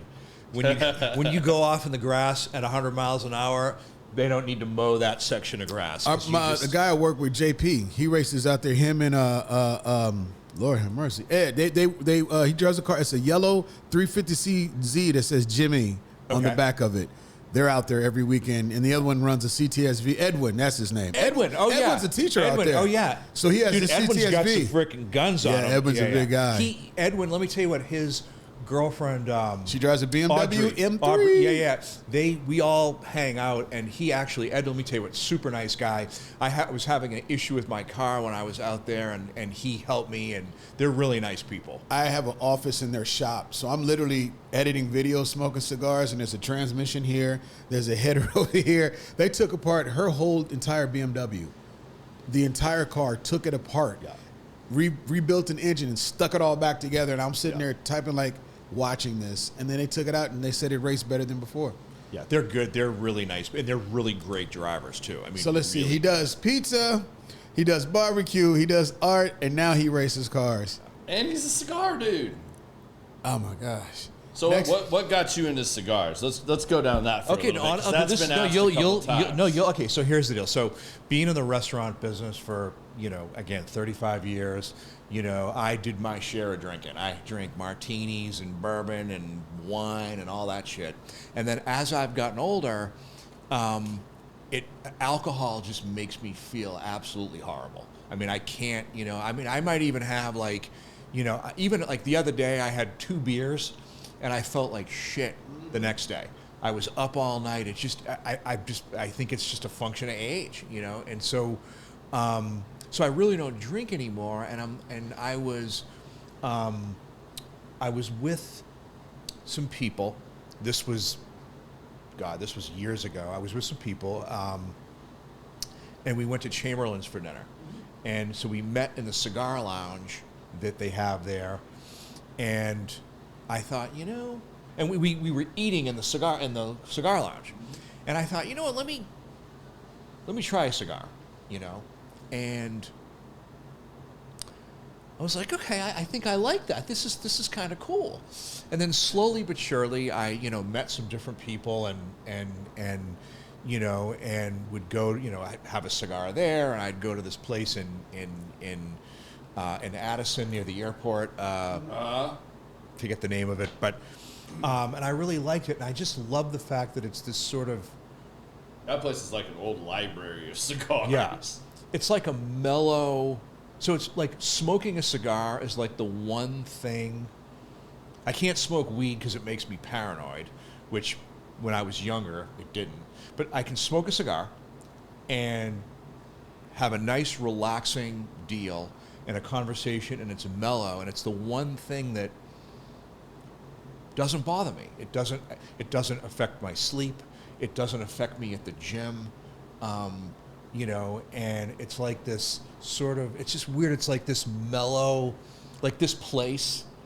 I mean, this is a chill, I've never been in a cigar environment where it wasn't total chill. Yeah, and it's almost like going to a meditation lounge. Yeah, and it's the one thing that I can do that, I'm sure that, listen, it's kind of funny that you and I knew each other from the gym and the cigar lounge. Right? I mean, listen, there's healthier things you can do, but I just, it's the one thing that I can do. It's it doesn't mess me up, and it's relaxing. Everybody's got to have a vice. Yeah. You got to do something. Bad one, or you could have a good one, or an in between, but everybody's got to have something. Yeah. The one thing that's dope about a cigar, we've always said this, but it is the great equalizer. Yeah. So it doesn't matter if you make $3 an hour or if you're a multimillionaire. When everybody sits at that table with that cigar, everybody's on even playing field. Well, and the other thing too is it doesn't whack. Meaning, in other words, yes, there's nicotine in it, and you get a little, but it's not like getting hammered. It's not like drinking. It's not like getting drunk and getting all whacked out. You know what I mean? It's and if it's a bad cigar, you can put it out. That part. Rip, when was the last time somebody got arrested for, because of a cigar, or even during Prohibition, you could smoke a cigar. You just couldn't drink with it. Cowboy. Yeah. Damn. Oh, did somebody? Okay. Well, no, I'm just saying. I mean, they find a way to get arrested for everything. So I mean, I would figure if you know. If it could be done, one of the Cowboys but that's would figure how out a way. And then and then I remember. So John, I don't know if you know the Schaffners, John Schaffner. Mm-hmm. So John's the one that told me about this place, and so John. So I remember he said to me, he's like, "Let's go and I'll meet you at Industrial Cigar, have a cigar," and Grady's a liar. I'm just kidding. No, but I'll tell you what, I love this place. Yeah. Like I really, but you know what the thing is that makes this place, and you guys know, it's the people. Mm-hmm. You know, everybody's so nice, and but I can come up here in the afternoon and I can just chill out, and sometimes I'll smoke, and like at the racetrack, we have a small little humidor in our garage, and I remember, matter of fact, so John Schaffner, he was the one that kind of, and he keeps the cigars out there, and I remember I had just come in from the track, from the race, from the being on track, and he was sitting there with his 2 sons, and they were smoking cigars, and like, hey Kenny, come join us. And they were sitting around. I love this. This is like the best story ever. And they were using a empty race gas fucking can as the table, literally with the top of the thing was off. And I was like, I'm like, no, it had been empty for a while, but still the fumes and stuff. And I'm like, is this safe? And yeah, that's how we smoke cigars at the racetrack. Yeah, using a race gas can. Just can blow some shit up. Exactly. I'm cool with it. So anyways, but I really, and I've been learning about cigars, and, it's like I come in here and they a lot of the stuff, it's like, trial and error. It's like trying different ones and stuff like that. So yeah, you have to. And it's funny, I talk to a lot of people that maybe aren't into it, or they're worried about it, or they had one bad experience. And I mean, that can happen. I mean, if you get a cigar that hasn't been aged right, or maybe it's just a shitty cigar, I mean, like, yeah, you will get that funky coating in your mouth, or taste it for days or whatever. But like, that's not the majority of cigars, especially today, and especially if you go to a place that has a quality selection in their humidor. You know what's interesting, and I don't know, maybe you guys can answer. It just seems like in the last, I don't know, maybe 5 to 7 years, cigars have become way more. We just said that it's the Renaissance. Yeah, it is. Just like you had the bourbon thing for a while, and then it was tequila.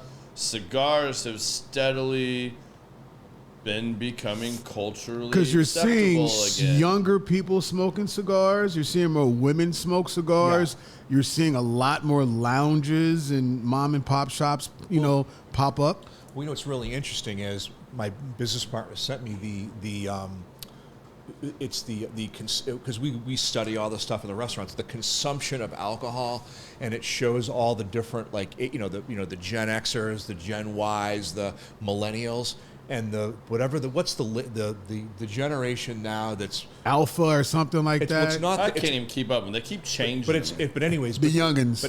But the alcohol consumption now is like gone, and in the younger generation is in the billions less. Like it's dropped off big time, and I think the younger people they're doing different things, and it's really interesting how that. Yeah, they're against all that stuff, but they have no problem vaping their life away. Yeah, they're doing a bunch of AI synthetic shit. That's bullshit. Whatever. Who knows what's going to come from that popcorn lung and all this other crazy stuff. but it's interesting though that like you talk about cigars are coming yes, have become. I see popular. A lot of younger guys in here, like all the guys from my gym. They always meet me up here on Fridays just to get a smoke, just to kind of hang out. And the young guys, and I mean, these are all a lot of church folks. A lot of people are like, hey, don't you go to my church? Hey, you go to my church, whatever. Like, just, it doesn't really matter your background. Yeah. It is just about that camaraderie. And when everybody, because like everybody I know came from this place. Well, and it's like literally, it's the great equalizer. Yep. And it's funny because like at the racetrack, it's a little bit different. But a lot of people think, oh, that's a rich man sport and all that. It's really not. I've got friends that have, like, there's guys out there that, of course, there's motorcycles out there. Oh, yeah. But there's guys out there that have, like, Miatas. I was about to say the Miata. The Miata's a great track car and, whatever. But it doesn't matter if you've got a Miata or a Porsche or a Corvette or a Honda Civic. Mark. You're out, it's the common thing, and you're talking, and it's really as much about the camaraderie. So, yeah. I can't wait to see this. I've never been out there. I can't wait Garrett, to see you. I just can't wait to see you take 3-4 laps and see what you look like now, after. Listen, it's worth it because that's my dream car. So like I really don't give a shit. I'll go all in. I'll be ready. Sweet. Man, I wish. Anyway, I do have a poster of a GT3 literally in my office. Oh, do you really? Oh man, I love that car. I've had it for I've driven a lot of other. The last car I had was a mid-engine, and the rear engine. They're extremely. One of the reasons I got it is because they're extremely difficult to drive on the limit.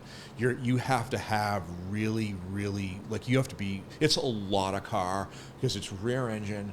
All the weight's in the back, and there's a lot of power, and there's like, it's kind of like there's a lot of traction in the back, but it's like if you when you're driving a race car, the idea is to get the rear end to kind of dance a little bit, but in a 911 platform, all the weight's in the back. So if you get it to dance too much, you get the pendulum effect.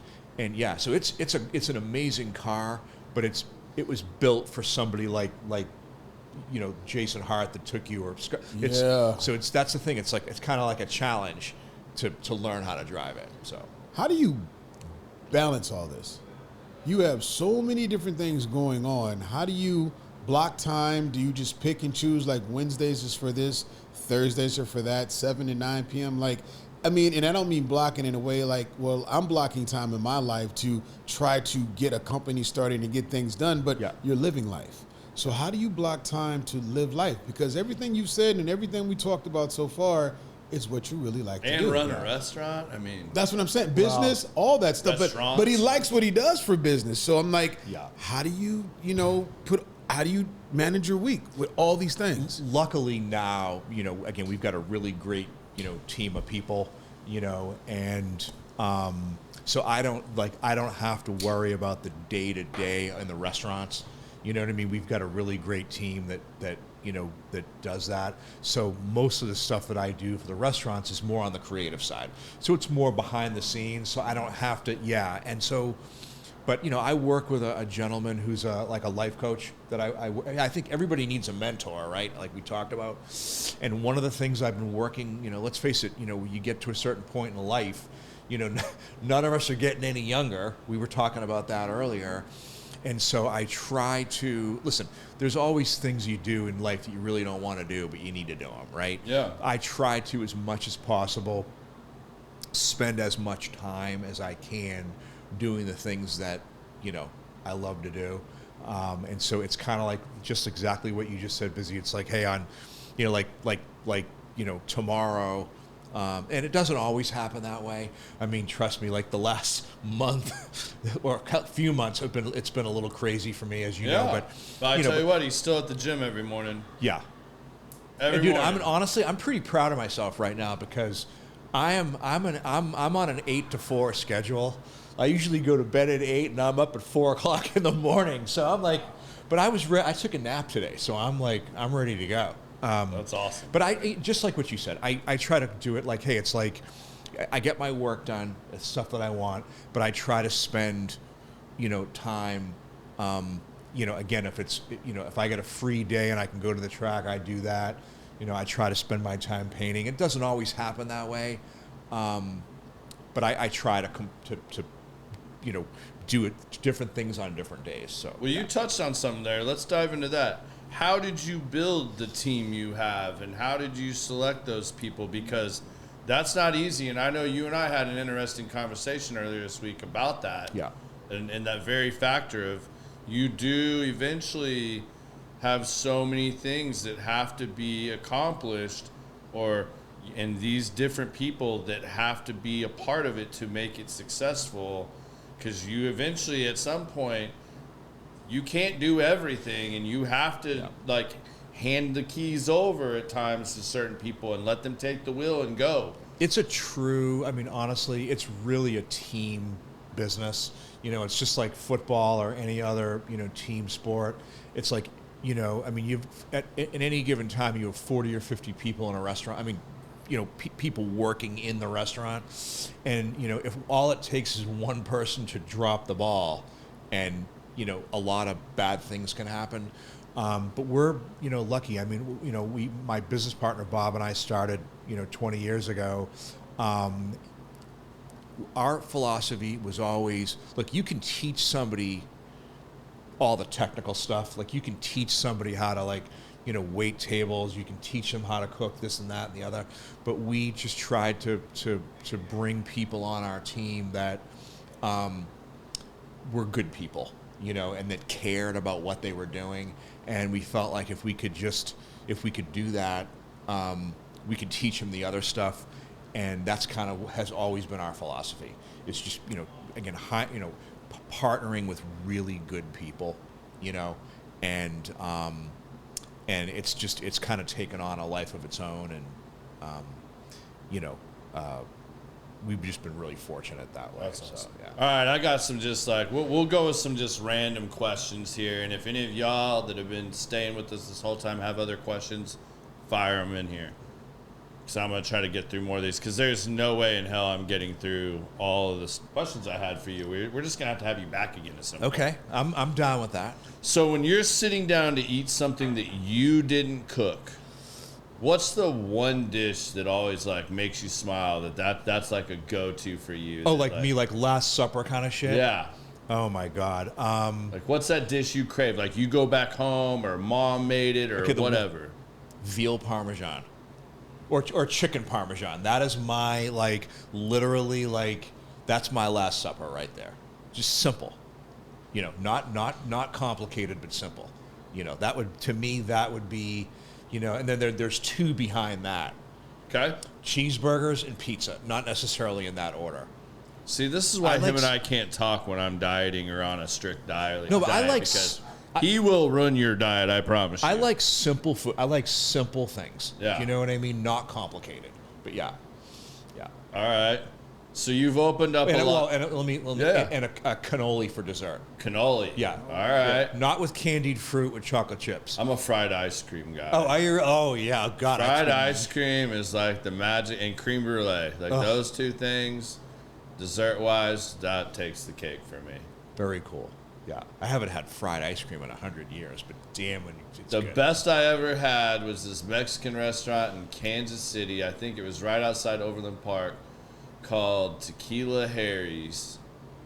I think that's what it was called. If my mom's listening, you comment on it and tell me if I'm wrong or right there. But it was. It was almost like, it was kind of like their version of Ponchos. You know, like raise the flag, little better quality, but like. Man, they had a fried ice cream, and they had two different ones.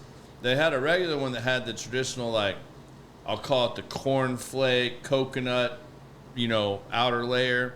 And then they had one that was like a Fruity Pebbles type mix. And, man, they were killer, both of them. So you've opened a lot of restaurants. Which one gave you the most sleepless nights, and why?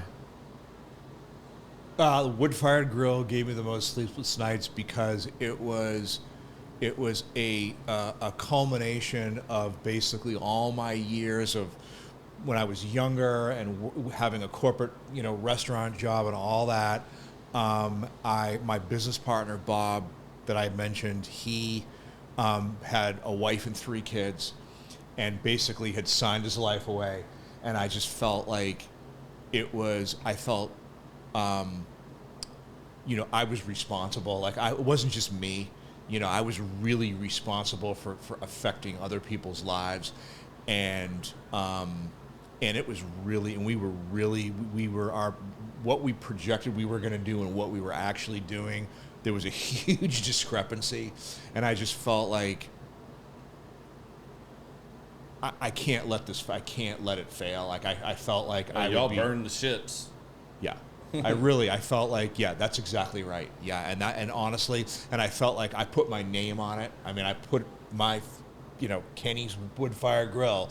And I felt like, I was really putting it out there, like we talked about, and I felt like just terrified, just that this, this could, Your partner must really not have much of an ego. So, like, was there ever any battle about what you named the place? Like, no, I mean, that he's a part of it, but like it's Kenny's. Oh yeah, big part of it. I mean, yeah. And he. So what happened was when we did, again, I came from Rockfish, and I knew a lot of people, and he knew that. He actually lived in Fort Worth at the time.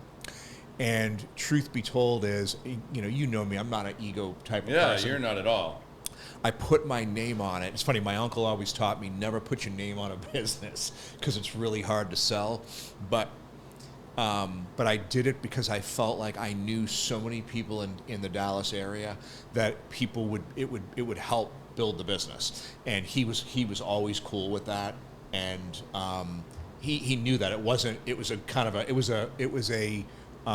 group. I mean, him and I decided that together. Yeah. That's cool. Yeah.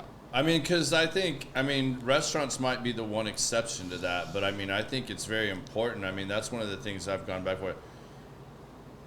A personal brand is way more important these days than a general brand. Yeah. Like common sense, like that makes sense, no pun intended, in the avenue that I was trying to go, but it was like there's a whole nother platform I'm working on that it would have made way more sense for it to be a personal brand because I don't just sell or sit down with one type of guest. You know what I'm saying? Yep. Like I don't just sit down with multifamily people in my industry.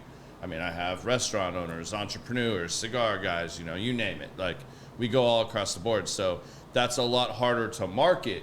Where if I was just doing a personal brand, that would have been way easier to market in the long run. So that's always a balance. But I find it intriguing to see how you guys worked that out because that's rare that you get two strong alpha males that are like going out and entrepreneurs that are risking it all. And hey, we're going to call it Kenny's. And not, something Bob's. that Bob's or we're going to come up with something that doesn't really like put one or the other more in the spotlight. One of the things that I've had some great partnerships over the years, but this has been the greatest. And one of the reasons, it's like a marriage, literally. And we've been together for 20 years, and we were friends before that. But the thing that really makes it a great partnership is, we each know what our role is. Like Bob's nuclear smart. Bob runs the business side of it, watches the financial stuff. And if it wasn't for him, we probably wouldn't still be here. But we at the time, we never intended to have more than one restaurant. We just wanted to have one restaurant, and that was it. And he goes, Kenny, he's like, if I can just make enough money. I said, what are your goals in life? He's like, I just want to, if I can make enough money to pay for most of my kids' college and just live a comfortable life, like that's all I want to do, And again, because the reason why we've always gotten along is because he does I am terrible at what, like he's really, really good at that stuff, and I'm better at the other thing. And every once in a while, like I'll make a suggestion or whatever, or he'll make a suggestion, but for the most part, each of us has their role, and and he's an exceptional guy. He's a great, and it's worked out. Yeah, that's awesome. Yeah. Well, we've talked about brand a little bit now, so, and I think that's a big part of it. So what do you think is the secret to building a brand for a restaurant that people not only want to eat at, but want to be a part of? Because that sounds like something that was something in the back of your mind and how you always looked at it, because you wanted to provide this exceptional experience, this memory, this service, not just, hey, here's some food, get in and get out the door. Right. So what do you think goes into that? What do you think the secret behind all that I is? think, somebody once told me a long time ago, narrow your focus, strengthen your brand. And it's like, but it has to be authentic. I got it right there. It has to be authentic. you know, and I think, you know, really like deciding, just like you said, just giving them some food or this, that, you kind of have to think about what is it that you're really doing? Like, what are you really, you know, like, for example, like Sewell. I don't know if you guys have heard of Sewell. Oh, yeah. Everybody's heard of Sewell. Cadillac. Look, I bought many cars from Sewell. I don't care what kind of car, whether it's a Chevy or a GMC or a Cadillac or a whatever it is. Sewell's whole, like, there's a million places that you can buy a car from, right?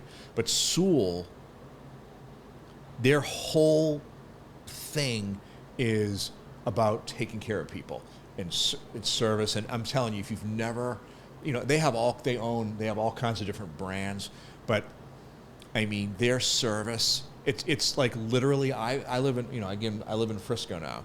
I was driving all the way down to Lemon Avenue to get my oil changed to go to Sewell because it was so good. My point is, the reason why Sewell is so successful, it's not because their cars are better.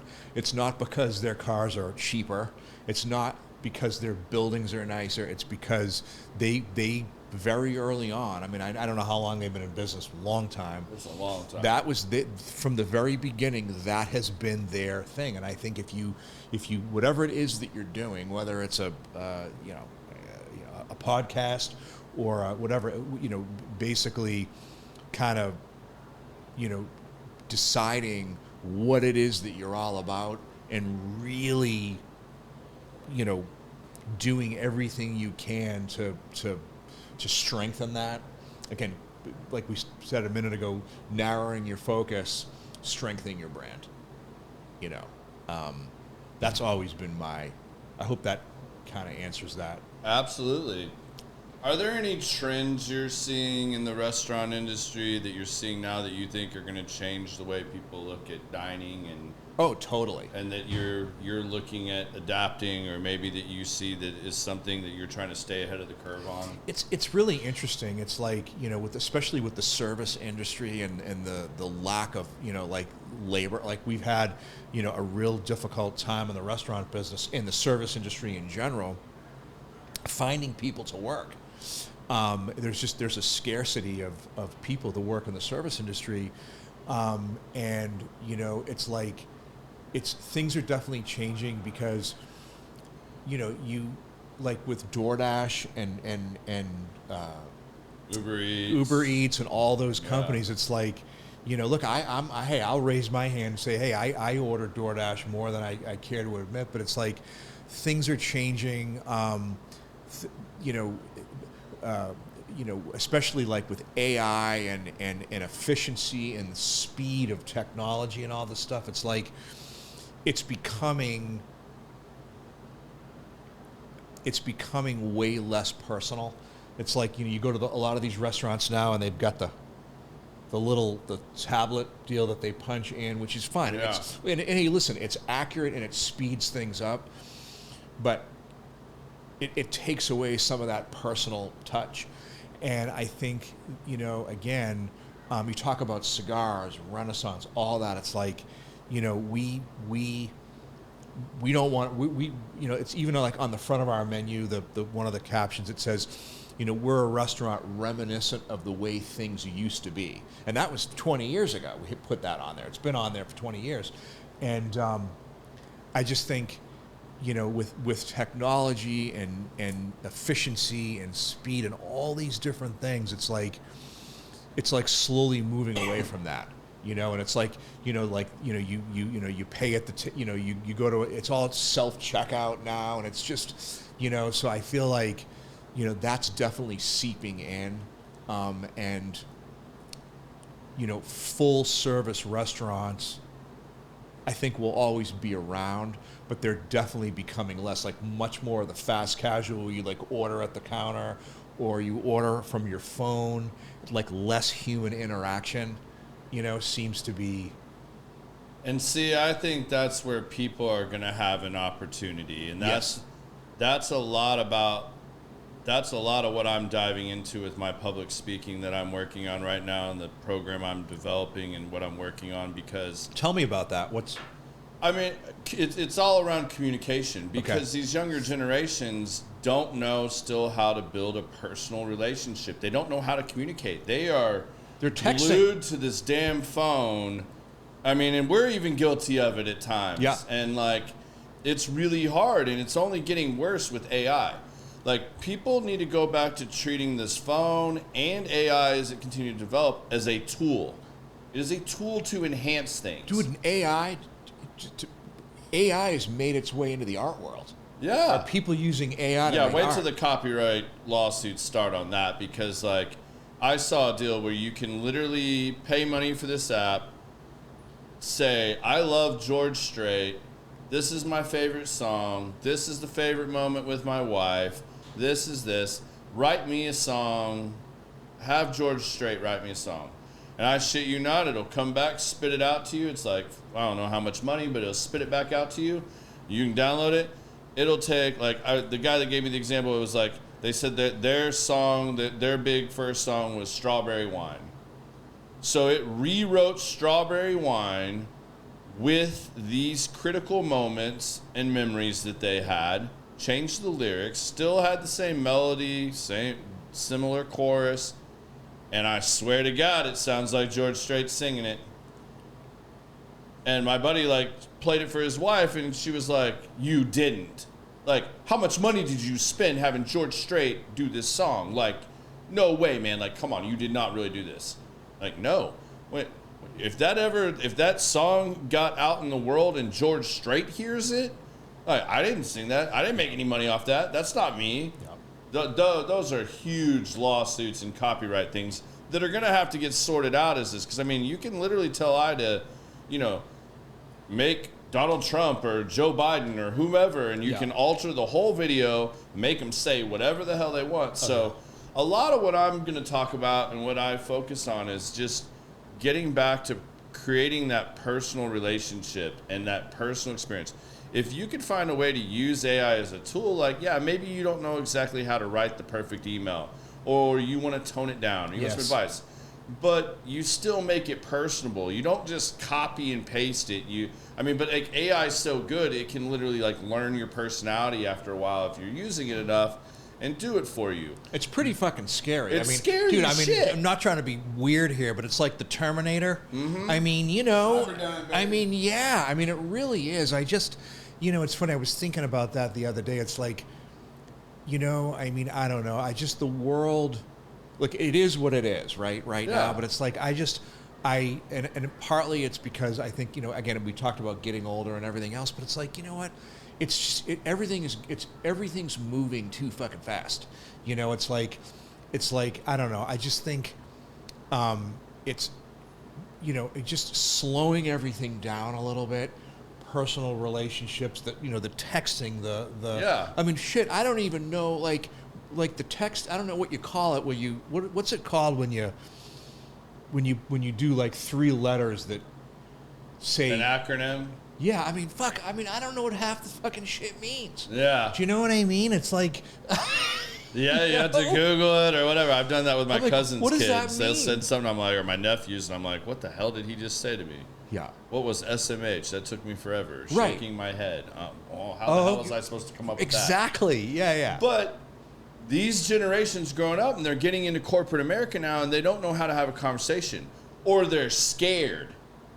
But they have no social skills because they didn't. Someone's got to start teaching them these things, because that's going to be the difference. If your company or your business can still be personable and provide that personal connection, that personal touch, that's going to be what saves a lot of you. Yeah. Like, a lot of this can be done better, quicker, faster, but people still want a human interaction. Yes. And yes, AI is getting smart enough that it can mimic you and copy things and all this, but you still got to know when to pick up the phone and make a phone call. I get so tired of these people blasting you with text messages and stuff, or sending an email. There's no tone in that. Unless you're like some Nobel Prize winning writer, where you can perfectly inflect tone in your message and stuff, that gets lost. How many times do you read that and go, damn, he just blasted me? Well, maybe he didn't. Is he even mad? Is he angry? Like, you don't know. You can't tell. Yeah. You're inflecting your own opinion of the tone. Yeah. So where you took the quick, easy way out of just doing that, versus picking up the call going, hey, man, are we on the same page? Yeah. Like, I want to make sure here, like, where are you coming from? Where are you at? How can I help you? How can I be of service? Yes. And if people can't learn how to start doing that, yes, AI is going to destroy your world. Yeah. But I think those that can capitalize on that and still provide excellent communication. Oh yeah, because there's a lot of positive. Touch. There's a lot of positive things. That but it needs to be a tool. Yeah. Same thing with this phone. Like, just because you carry this everywhere, like, I mean, I still get the right to have a life, and on the weekend, like, if you have a true emergency, like, cool, all right, you know how to deal with that. Yeah. We have an emergency line. You can deal with that. Like, it doesn't mean I've got to stop in the middle of my dinner because you want to ask me a question about a bid. Yeah. Like, come on, man. Like, I have a family and a life too. Yep. So, I mean, people finding balance and learning how to communicate those things, I think that's a huge opportunity and something controlling people are really lacking. Yeah, I agree. Like, a lot of times, like, you talk about the phone, a lot of times, dude, if I'm home, like, at the end of the day, I'm like, I just turned my fucking phone off. I wish, I mean, God, I could do turn that. it off. I wish I could do that. And or I put it on silent, or whatever. And I mean, not always, but sometimes you just have to. You just Yeah. Well, man, I am super appreciative that you agreed to come and sit down with me. I want to be very respectful of your time. I know you made special allowances to be here for us and to come and do this. So I'm going to jump to the two things we do at the end of every show, because we've gone a little bit over, and I'd love to keep going, but if I start another one of these, we're going to be here for another hour. I already know.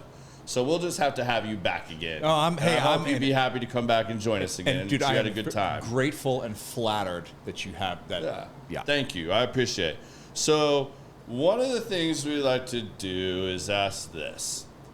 If you got to leave somebody, I would say child or maybe niece or nephew, somebody, one piece of advice. Maybe it's something that's real core value of yours, or just something you live by, whatever. But you got to leave them one piece of advice. What would that piece of advice be? I got to think about that for a second.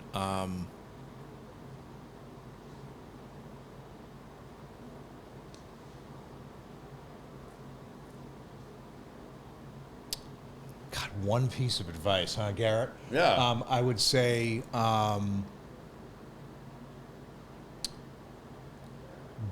follow your heart and do what you love to do. Like, don't chase the money. Don't follow something, because when you wake up every day and you love what you do, it's great. And I know what it's like to not feel that way. And I just think, whatever it is that you want to do in your life, whatever it is, whether, just try to follow your passion, what you're passionate about. That's great advice. Absolutely great advice. The last one I think is the funnest, and I mean, you can go wherever you want with this. So this is like your free reign. So the show's called Common Sense.